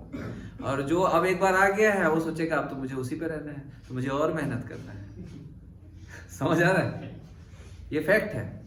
ऐसे ही करते करते साल भर में जब अपन आगे पीछे ऐसा ऊपर नीचे होते रहते हैं, जब हम कोशिश करते हैं थोड़ा ऊपर जाए, समझ आ रहा है? अब कई लोग ऐसे भी हैं, मैं बता रहा हूं आपको, जो 300 नंबर लाए हैं वो आप 400 लाए हैं। कई लोग ऐसे भी हैं जो 400 लाते थे, उससे ऊपर नहीं जा पाते थे, मतलब 400 से ऊपर नहीं जा पाते थे, वो लोग 450 460 नंबर भी लाए हैं। तो वो भी उनके लिए बहुत बड़ा अचीवमेंट है, क्योंकि आप अपने मार्क्स को इंक्रीज कर रहे हो और आप नजरें गड़ा के रखो, भैया मुझे वहां तक जाना है, मुझे 500 क्रॉस करना है अब नेक्स्ट टाइम। समझ आ रहा है? तो आप कभी ये मत सोचो कि सामने वाला है तो कौन बात करेगा, है? समझ आ रहा बात? ठीक है, नहीं, कैसे लाएं आपको डिस्कस करना है, क्योंकि बेटा सबका सीट फिक्स है। ऐसा नहीं है कि आप किसी को पीछे करके सेलेक्ट हो जाओगे और पीछे वाला सेलेक्ट नहीं होगा, ऐसा कभी नहीं होता है। सब अपनी मेहनत से, बहुत सारी सीट है, आपको एक ही चाहिए, सबके लिए एक एक सीट है। कितनी सीट है यहाँ छत्तीसगढ़ में, कितनी सीट है? हाँ बेटा, अब ऐसा डायलॉग मत माना सर कितनी भी हो, अपने को तो एक ही चाहिए, मैं सिर्फ एक पे ही नजर गड़ा के रखी हूँ, ऐसा नहीं, ठीक है। तो ये सब मिला जुला के अगर देखें तो करीब करीब 1300 के आसपास कुछ, 1300, 1400 के आसपास कुछ गवर्नमेंट सीट है, अभी बढ़ के है, तो एग्जैक्ट कैलकुलेशन तो मैं नहीं बोल रहा हूँ, बट आप समझ रहे हो, जितनी भी हो, यहाँ जितने बैठे हैं उससे तो ज्यादा ही है, जितनी भी हो, यहाँ जितने आप लोग बैठे हो उससे तो ज्यादा ही सीट है, इसका मतलब आप सभी के लिए सीट है ना। तो फिर उसमें द्वेष भावना वाली बात ही नहीं है, समझते हो ना आप लोग, मतलब इसमें कोई प्रॉब्लम वाली बात ही नहीं है। आप सभी यही सोचो कि हम सबको जाना है। मैं बता रहा हूँ 2020 में तो बड़े एक बैच के कम से कम बहुत सारे लोग सेलेक्ट हुए थे, एक सेंटर से। और तो और जो ग्रुप पढ़ते थे यहाँ पर, मैं आपको बता रहा हूँ ग्रुप स्टडी का भी फायदा क्या होता है। ऐसा नहीं है कि अरे उसको नहीं बताते, उसको बताने से क्या होगा, या फिर ऐसा नहीं है कि उससे क्यों पूछे वो नहीं बताएंगे, ऐसा नहीं। कभी हेल्प लेने से हिचकना नहीं चाहिए, या हेल्प देने में हिचकना नहीं चाहिए, आपके पास टाइम है तो, ठीक है। मैं बता रहा हूँ आपको, ग्रुप स्टडी जब करते थे यहाँ पर बच्चे लोग, ठीक है, 10 लोगों का ग्रुप था, उसमें से 8 लोगों का सिलेक्शन हुआ है। 100 की बैच है, उसमें से 10 लोग एक साथ बैठ के काम पढ़ते थे, और 8 में से 5 लोग जो है ना बेटा वो एक ही कॉलेज में गए, 5 या 6 लोग, पूरे बिलासपुर से 5-6 लोग। बाहर निकल के मैं बताऊंगा कौन कौन बिलासपुर से उसमें, हाँ है क्या, देखा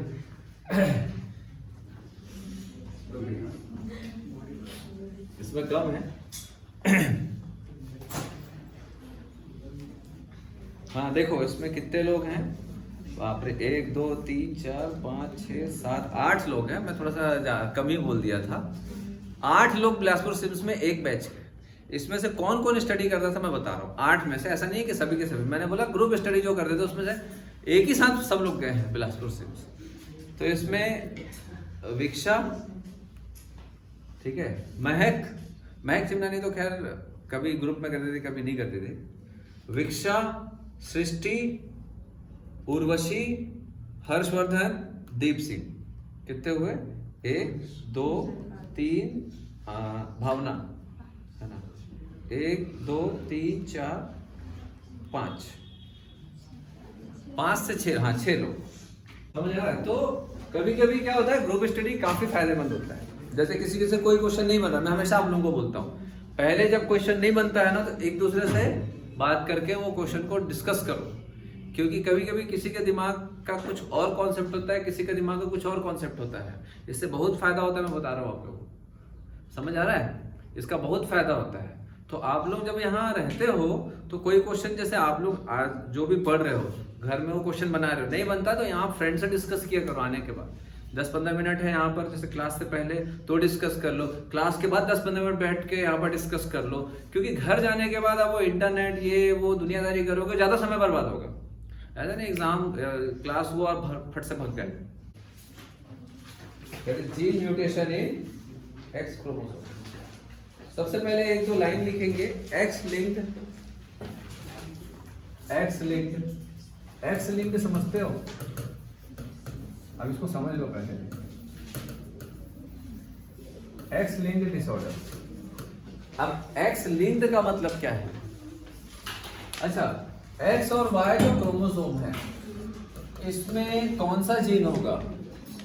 एक्स और वाई क्रोमोसोम में कौन सा जीन होगा? सेक्सुअल कैरेक्टर के लिए या सोमेटिक कैरेक्टर के लिए? हाँ, यही अधिकतर लोग यही समझते हैं हमेशा, ठीक है, बहुत बड़ा ब्लंडर कॉन्सेप्ट है। तो अगर ऐसा है, अगर एक्स और वाई में सिर्फ और सिर्फ सेक्सुअल कैरेक्टर के लिए ही जीन अगर होंगे तो एक्स लिंक डिसीज या एक्स लिंक जेनेटिक डिसऑर्डर के नाम किसी को पता है कुछ? हीमोफीलिया पढ़े हो आप लोग?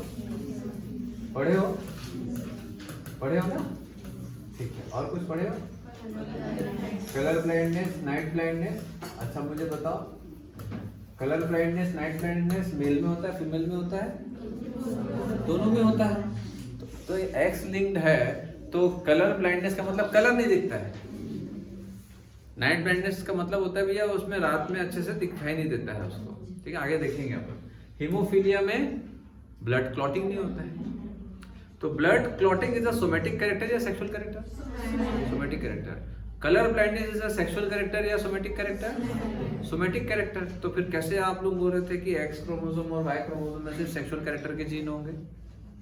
समझ रहे हो क्या बोलना चाह रहा हूँ? आप पढ़ते तो हो, पढ़े जरूर हो आप लोग, याद भी है सारा चीजें, बट अगर स्टेटमेंट वाइज क्वेश्चन में आ जाता है ना तो वही ब्लंडर होगा फिर आपका। ठीक है, तो ध्यान रखना, एक्स और वाई क्रोमोसोम में कुछ पार्ट को छोड़ के, एक्स वाई क्रोमोसोम में कुछ पार्ट को छोड़ के क्रोमोसोम में बाकी जो जीन होते हैं वो सोमेटिक कैरेक्टर के लिए रेस्पॉन्सिबल होते हैं। क्लियर है बात? समझ आ रहा है?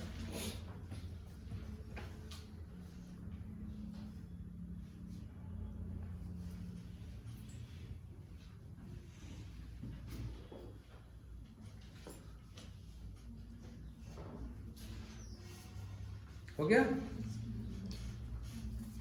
ये वाला पार्ट होता है बेटा homologous,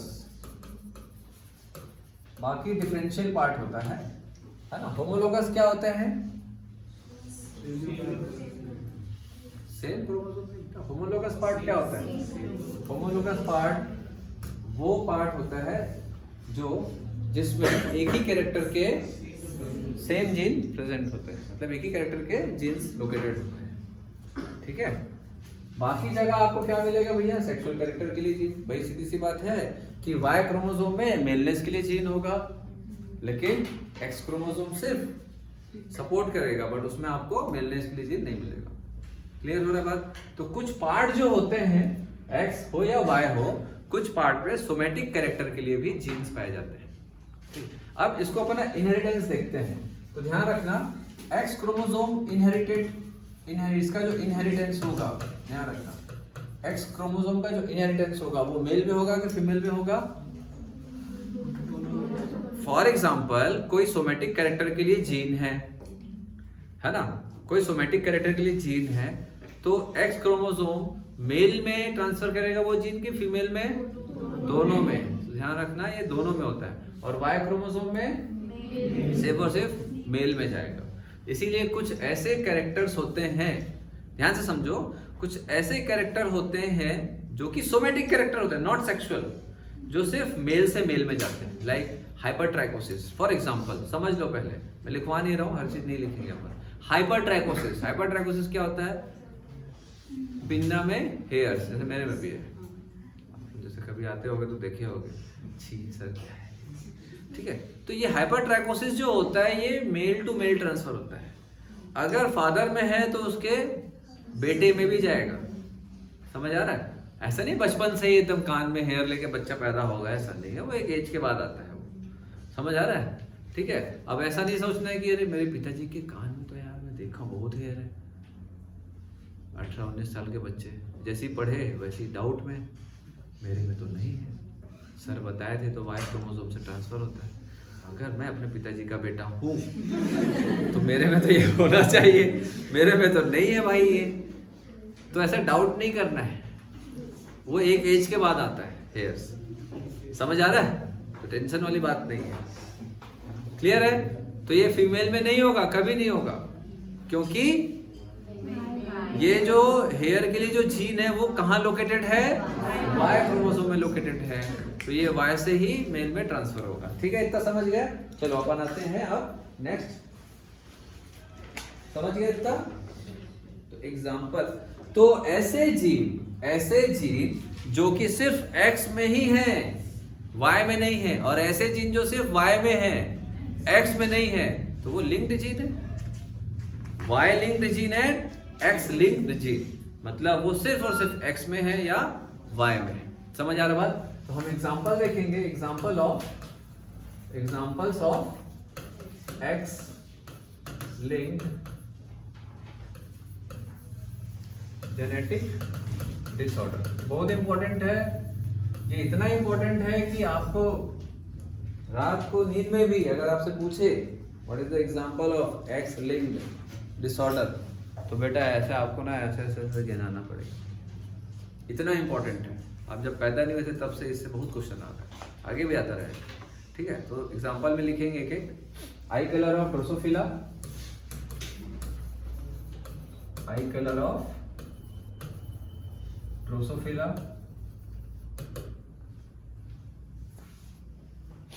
I colour of Drosophila,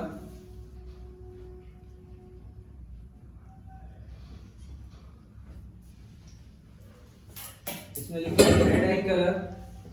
red I colour is dominant, red I colour is dominant,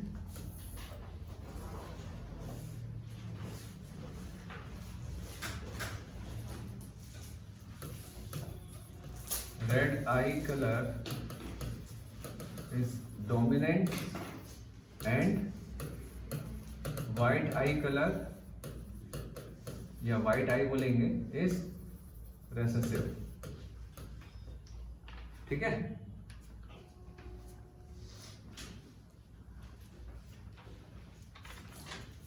इसको ऐसा प्लस से डिनोट करते हैं, डिनोटेड बाय प्लस, और इसको W।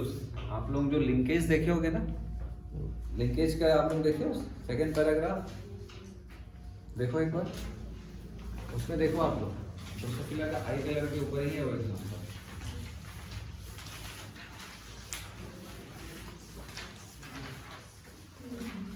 दिखा प्लस और W ऐसा है, हाँ तो ध्यान रखिएगा, है ना।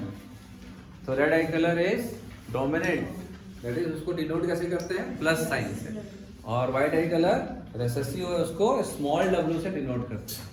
क्लियर है बेटा?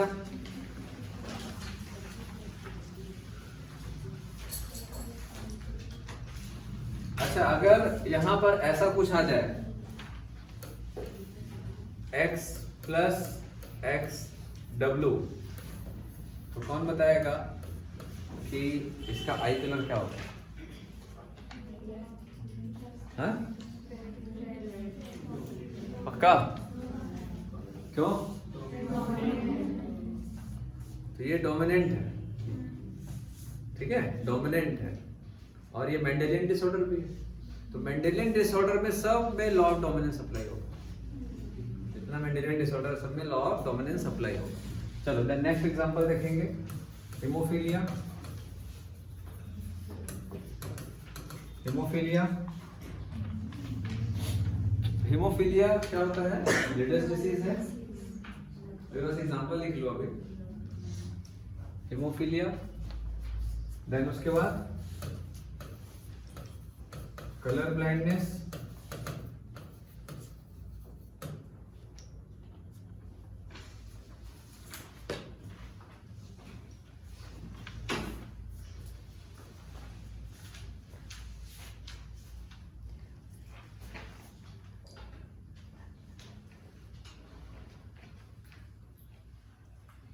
हो गया?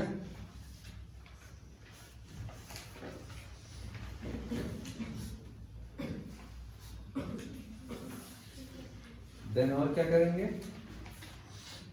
नाइट ब्लाइंडनेस,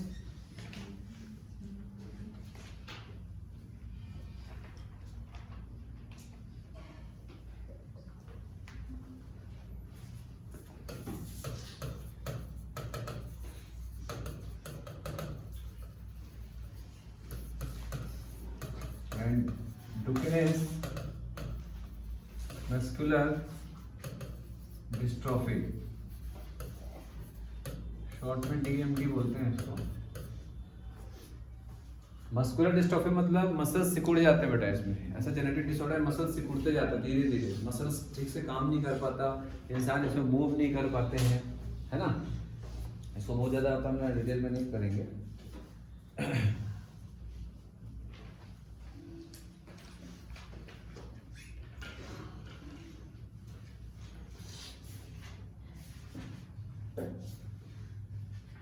चलिए आते हैं हेमोफीलिया में। हो गया ये आपको बिल्कुल याद होने चाहिए बेटा। एग्जाम्पल से ही क्वेश्चन आता है। एक्स लिंक्ड जेनेटिक डिसऑर्डर समझ गया ना, या फिर एक्स लिंकेज या एक्स क्रोमोसोमल जेनेटिक डिसऑर्डर, तो 3 तरीके से अपन बोल सकते हैं।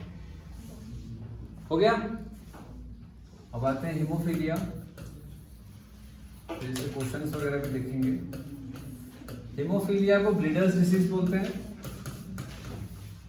ब्रीडर्स डिसीज, और इसको रॉयल डिसीज भी बोलते हैं,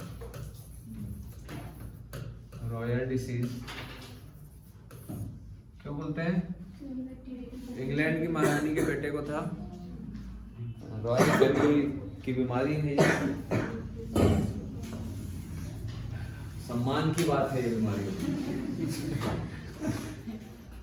चलो लिखेंगे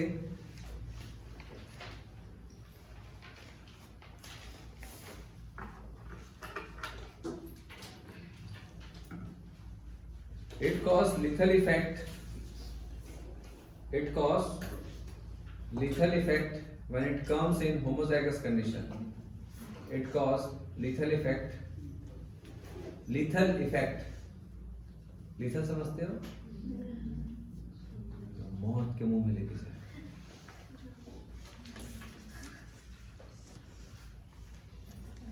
So homozygous female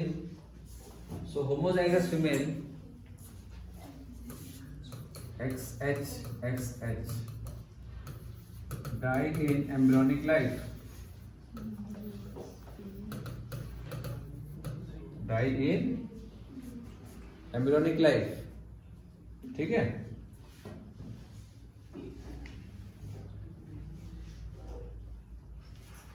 फिर लिखेंगे gene which form clotting factor, there is a deficiency. किसकी होगी बेटा? Gene which form clotting factor, factor 8 and 9, gene of factor 8 and 9 is defective। आपको मालूम है blood clotting is a cascade system, है ना, चेन रिएक्शन होता है, कम से कम 13 फैक्टर्स होते हैं। What is factors? जीन मत बोल देना ना। क्लॉटिंग फैक्टर क्या होता है बताया हूं मैं आपको, क्लॉटिंग प्रोटीन ही है। 13 clotting factor is 13 clotting proteins, ठीक है बेटा, क्लॉटिंग प्रोटीन्स। और प्रोटीन किससे बनता है बेटा? प्रोटीन किससे बनता है? जीन ही बनाता है, सीधी सी बात है, वही जीन में डिफेक्ट है।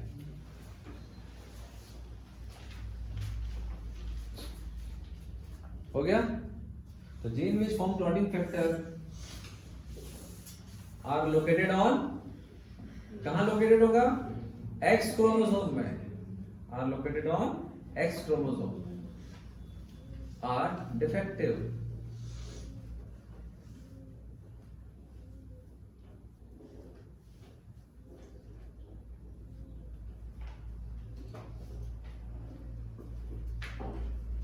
The next, here clotting time is increased, here clotting time is increased,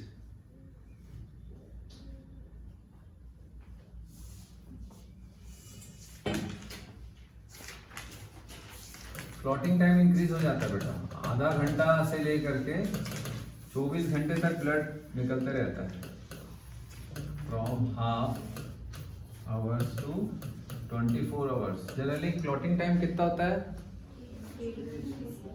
6 to 8 minute के आसपास होता है। ब्लीडिंग टाइम क्लॉटिंग टाइम दोनों अलग अलग होता है, ठीक है। ब्लीडिंग पहले रुक जाता है, ब्लीडिंग टाइम कम होता है, क्लॉटिंग टाइम थोड़ा सा ज्यादा होता है ना, क्योंकि ब्लड थोड़ा सा भी क्लॉट हुआ, पूरे तरीके से नहीं हुआ, अगर थोड़ा सा भी क्लॉट हुआ तो भी ब्लड पहले रुक जाएगा। चलो अब यहां पर देखेंगे X H X, carrier female and X HY। Defective male नहीं बोलेंगे, अच्छा नहीं लगेगा। हीमोफिलिक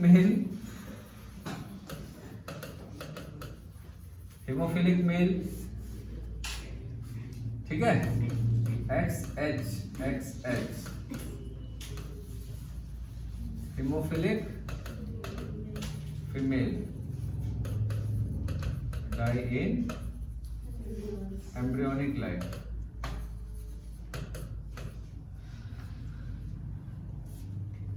इसको ध्यान रखना है, बहुत इंपॉर्टेंट है।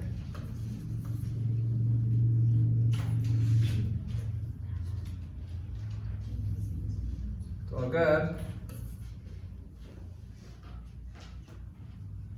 अगर कोई हीमोफिलिक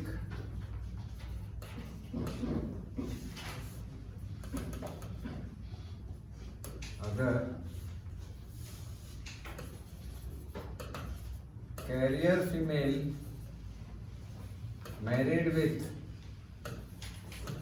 नॉर्मल मेल, तो ऑफस्प्रिंग क्या होगा?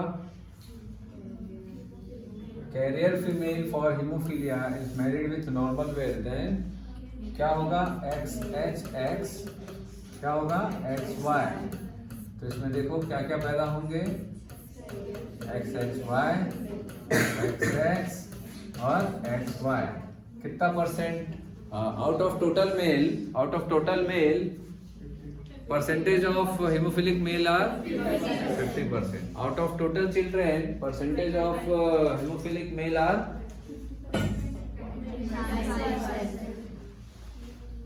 Out of total children haemophilic male are 25%। ठीक है, तो ध्यान रखना, इसमें दो टाइप का क्वेश्चन आता है, एक तो टोटल पूछता है और दूसरा मेल या फीमेल में से परसेंटेज पूछता है। तो कौन कौन है भैया यहाँ पर? एक ही है। या मैं बोलूँ कि which of the following has affect of haemophilia, कितना परसेंट चाइल्ड? 25% में बस हीमोफिलिक इफेक्ट दिखेगा, दैट इज ब्लीडिंग इफेक्ट दिखेगा। ये बस क्या है बेटा? हीमोफिलिक है। ये तो कैरियर है, ठीक है। तो इसमें एक और टाइप का क्वेश्चन आता है कि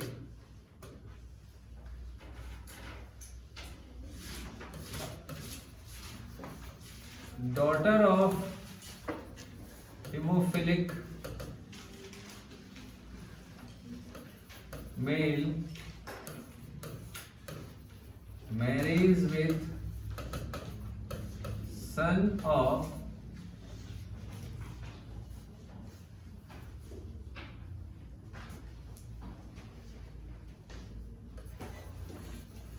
hemophilic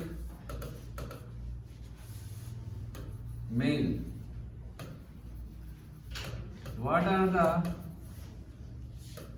percentage of hemophilic male child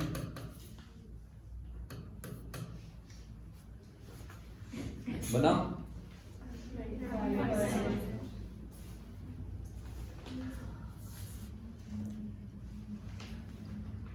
समझ आया? बना? लिख रहे, सब लोग बनाओ इसको। 2-3 कैटेगरी से आता है, घुमा घुमा के वही पूछते रहते हैं।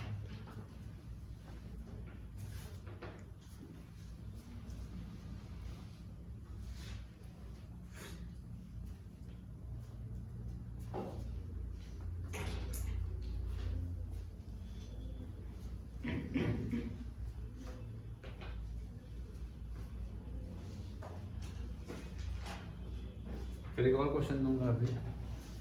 चलो दूसरे के लिए दूसरे लोग लिख लो इनका बदल।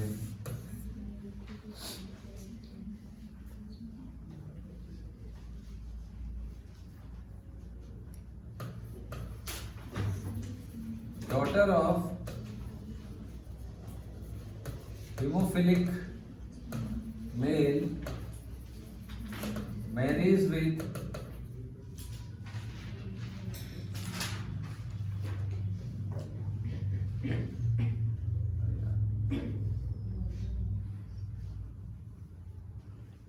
daughter of hemophilic male marries with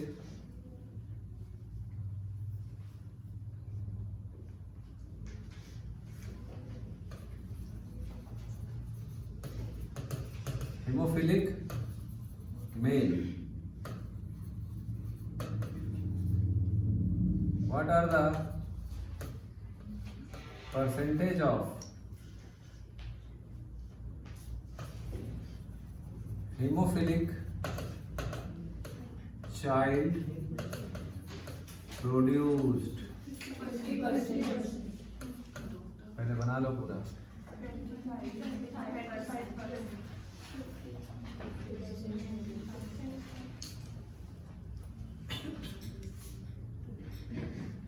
ये थोड़ा ट्रिकी क्वेश्चन है ना, ध्यान रखना. अब इसका देखते हैं. Daughter of haemophilic male, haemophilic male है तो XHY. अब इसकी जो डॉटर होगी अवश्य XX ही जाएगा. तो ये मेल है, अब इसकी जो डॉटर होगी उसके पास ये जाएगा, उसकी मदर का एक X. देन किससे शादी कर रही है वो? Son of haemophilic male. Haemophilic male है ये, तो उसके बेटे में Y ही जाएगा. मदर नॉर्मल है, नहीं भी है तो लेना है अपने को नॉर्मल, नहीं है तो भी नॉर्मल लेना है अपने को, है ना. तो अब इनका देख लो, XX XY then XH X and XHY. तो क्वेश्चन क्या था? Percentage of haemophilic male child कितना होगा? 25%. आउट ऑफ टोटल चाइल्ड बोलता तो, out of total male child बोलता तो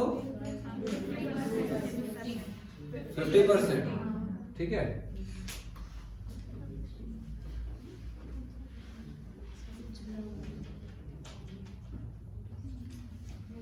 चलो अभी तक देखो. डॉटर ऑफ हिमोफिलिक मेल, तो डॉटर ऑफ हिमोफिलिक मेल की डॉटर क्या होगी?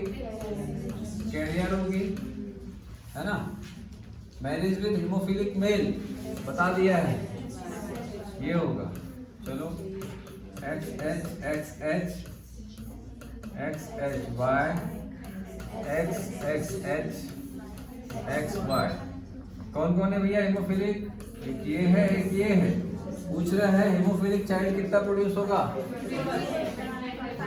अरे बाबा ये पैदा थोड़ी ना होगा, ये तो एम्ब्रियोनिक लाइफ में मर जाएगा. तो कितना परसेंट हुआ? 25%.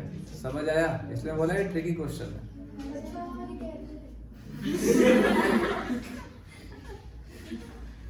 तो ये इसकी तो डेथ हो जाएगी ना. जो मर गया वो कैसे पैदा होगा? प्रोड्यूस्ड बोल रहे हैं ना हिमोफिलिक, तो हिमोफिलिक सिर्फ एक ही है. हाँ बेटा,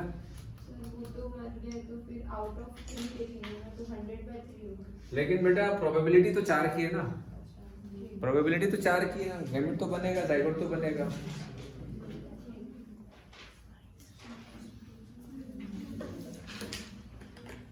ऐसे में तो बेटा कहाँ से 50 आएगा बताओ ना? 1/3 आएगा फिर तो. अगर एग्जाम में मेंशन कर रहा है ना, कि जितना चाइल्ड प्रोड्यूस हुआ है उसमें से टोटल, और अगर 1/3 दिया है तो आपको उसके हिसाब से करना है. लेकिन 1/3 ऐसा कुछ आता नहीं है. आ गया तो ठीक है, नहीं आया तो 25%.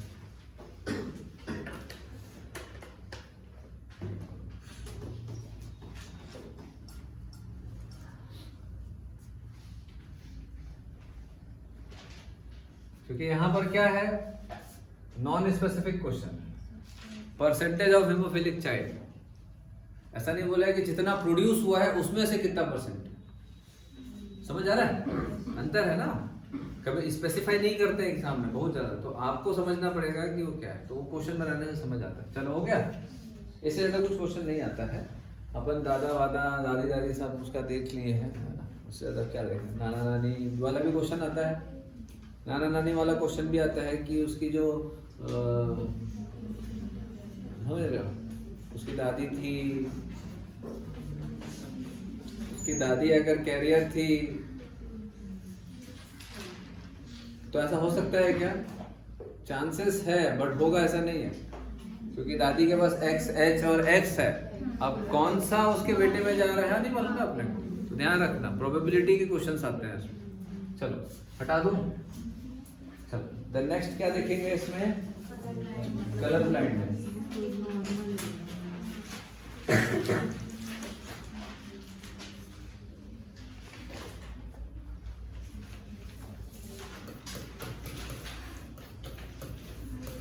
कलर ब्लाइंडनेस ये किस टाइप का ऑटोसोमल रिसेसिव है या एक्स लिंक्ड रिसेसिव डिसऑर्डर है? It is X linked recessive disorder. यहां पर क्या होगा बेटा? अब देखो लिख लो, gene which form cone are located on genes which form cones. What is cones? An ice cream. Gene which form cones. Gene which form cones are located on X chromosome. मतलब समझ रहे हो आप लोग? सोमेटिक कैरेक्टर के लिए responsible gene है X chromosome में, तो X क्रोमोसोम में जो कोन्स बनाने वाला जीन होता है, X क्रोमोसोम में जो कोन्स बनाने वाला जो जीन होता है ना, वो defective. Gene which form cones are located on X chromosome. Gene which form cones are located on X chromosome are defective. Genes which form cones are located on X chromosome are defective। ठीक है, then next लिखेंगे color blind person can't differentiate red and green। color blind person can't differentiate red and green। मेरे को लगता है बहुत common है ये, मेल में सबसे ज्यादा होता है, हिमोफीलिया में मेल में ज्यादा होता है बेचारे।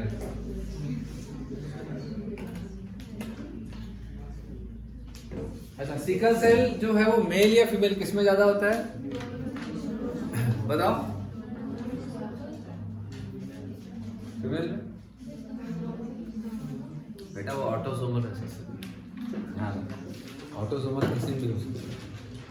ठीक है, चलो अब इसमें देखेंगे बेटा, इसमें ज़्यादा अपन डीप में तो नहीं करेंगे, ये वाला लिख लो XCX, एक कंडीशन होगी XCXC, दूसरी कंडीशन होगी XCY, तीसरी कंडीशन।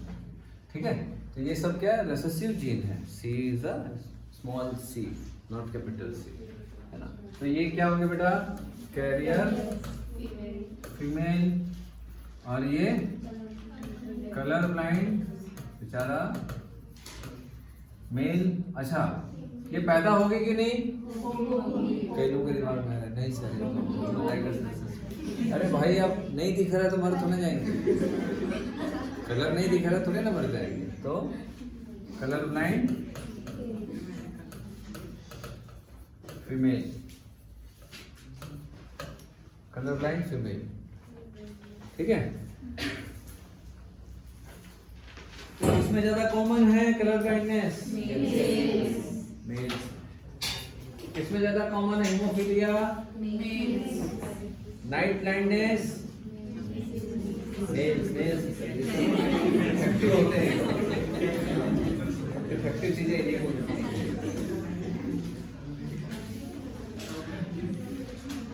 नाइट ब्लाइंडनेस भी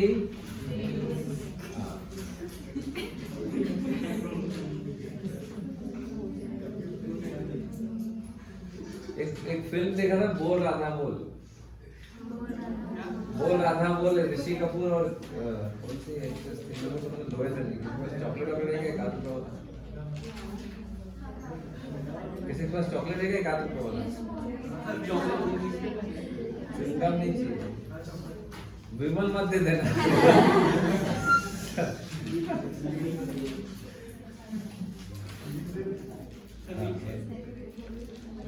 ये मेलोडी इतनी चॉकलेटी क्यों है?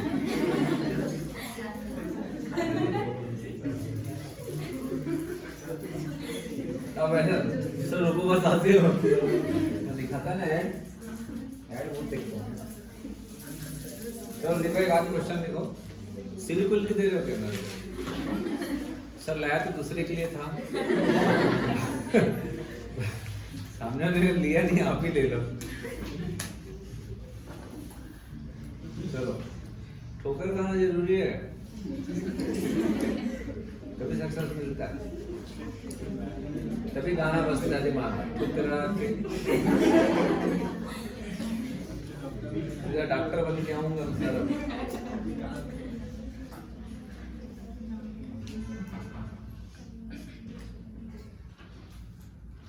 चलो लिखेंगे, क्वेश्चन एक लिख लो।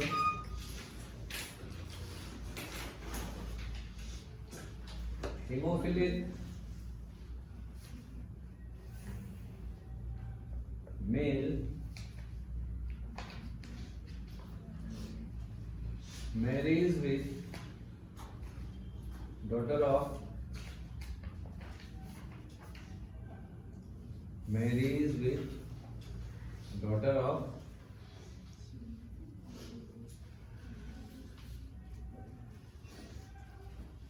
hemophilic male. What are the percentage of hemophilic female child out of total female child?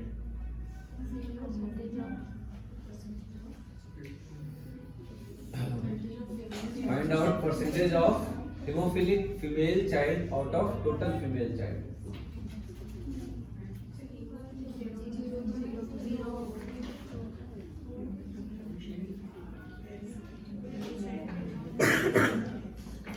तो लिखेंगे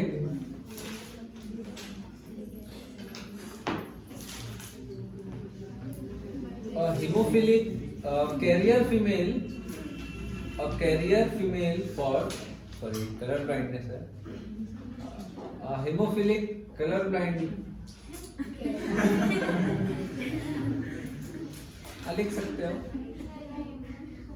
हो, लिख लो, एक क्वेश्चन बना देते हैं। hemophilic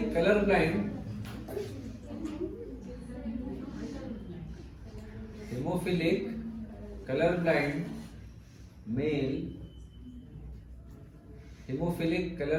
male marries with hemophilic colorblind male marries with colorblind female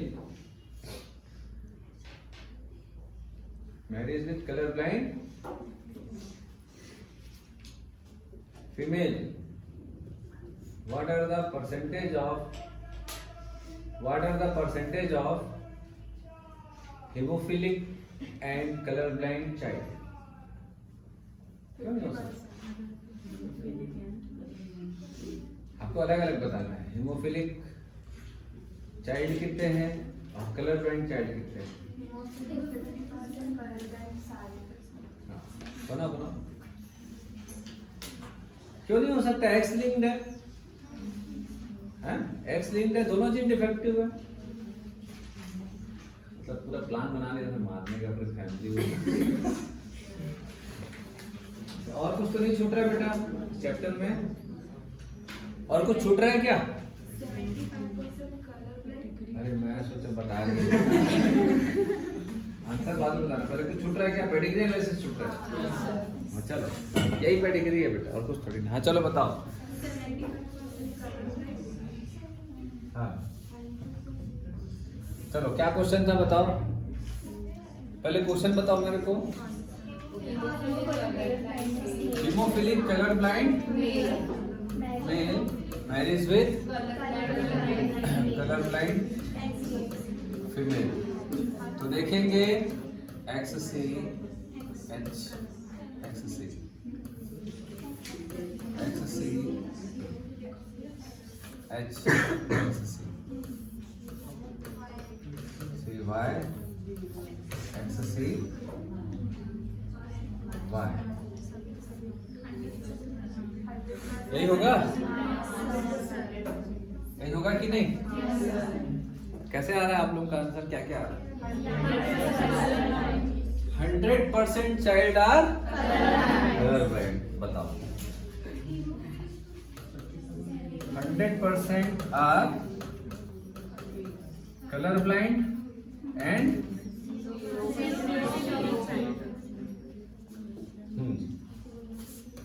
0% are haemophilic and carrier कितने होंगे? 50% child are carrier for haemophilic. ऐसा क्वेश्चन है, घबरा मत जाना, ये सारा दो बीमारी कैसे डालती है एक में? हम तो एक ही पढ़े हैं आज तक, तो उससे क्या फर्क पड़ता है? बस एक्स सी एच डाल दो, बाकी जो भी प्रोसेस है वो तो सेम है बेटा, ठीक है ना?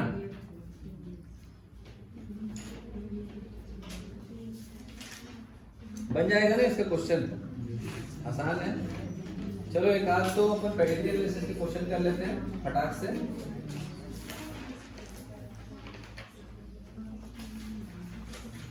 पेडिग्री एनालिसिस ठीक है, बन जाएगा सब क्वेश्चन, बना के देखना। आज कुछ दिक्कत होगा तो मेरे नेक्स्ट क्लास में बताना, थोड़ा सा समय कम है, वरना 2-4 क्वेश्चन और बताता मैं अच्छे, बट आप लोग बना लो। हाँ, और अच्छे क्वेश्चन आते हैं, बहुत अच्छे क्वेश्चन बनते हैं। पेडिग्री एनालिसिस थोड़ा सा फास्ट लिखेंगे। Study of ancestral history of man, study of ancestral history of man, study of ancestral history of man, of transmission of genetic character, of transmission of genetic character from one generation to next. Study of ancestral history of man, of transmission of genetic character from one generation to next is called pedigree analysis.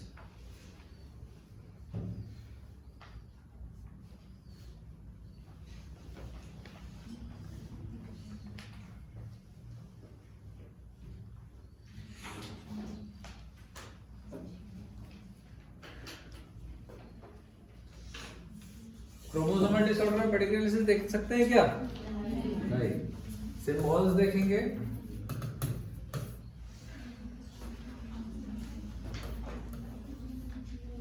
डब्बा जो रहेगा वो normal में डब्बा नहीं है,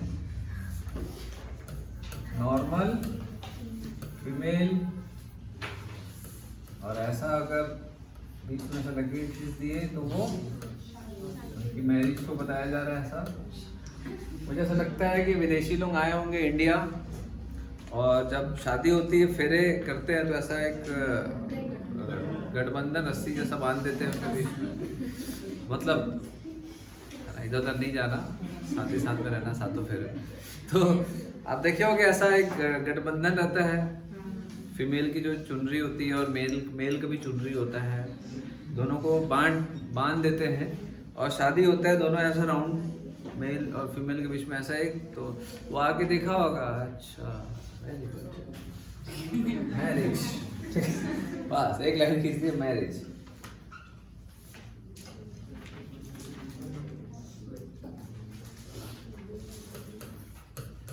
ऐसा हुआ तो उनके साइड है सिबलिंग्स। चलो एक क्वेश्चन लिखो, ये सब क्वेश्चन से ऐसा डिफेक्ट वाला तो मालूम होगा आपको भाई, ये ऐसा कुछ भी ऐसा था, तो ये डिफेक्टिव मेल है, और इसमें ऐसे डॉट करते हैं, ऐसे कुछ भी करते हैं ऐसा, तो वो डिफेक्टिव फीमेल है ना? ऐसा तो मालूम है आप लोगों को। The pedigree shows the occurrence of albinism. Question. Pedigree shows the occurrence of albinism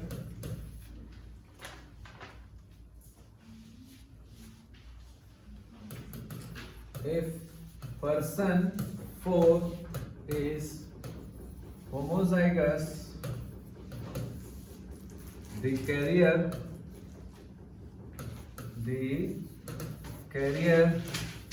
for the trait is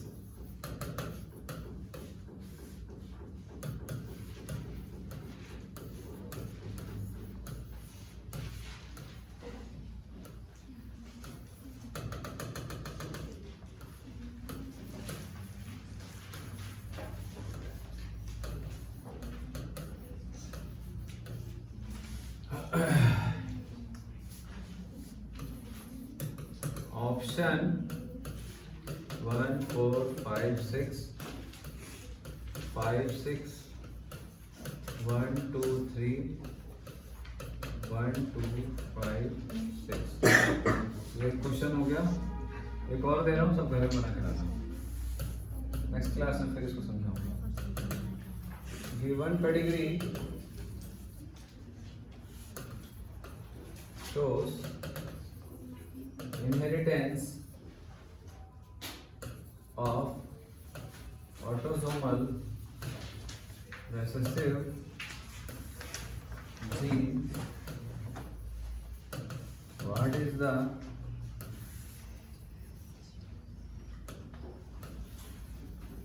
genotype of given parent?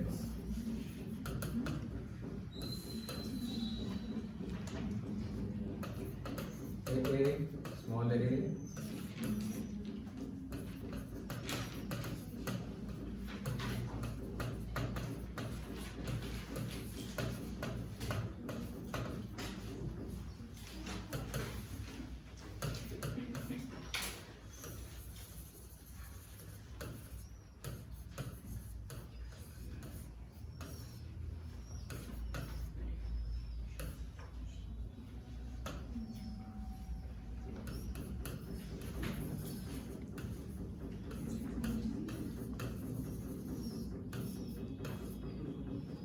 चलो घर से बना के लाना, थोड़ा मेहनत करना।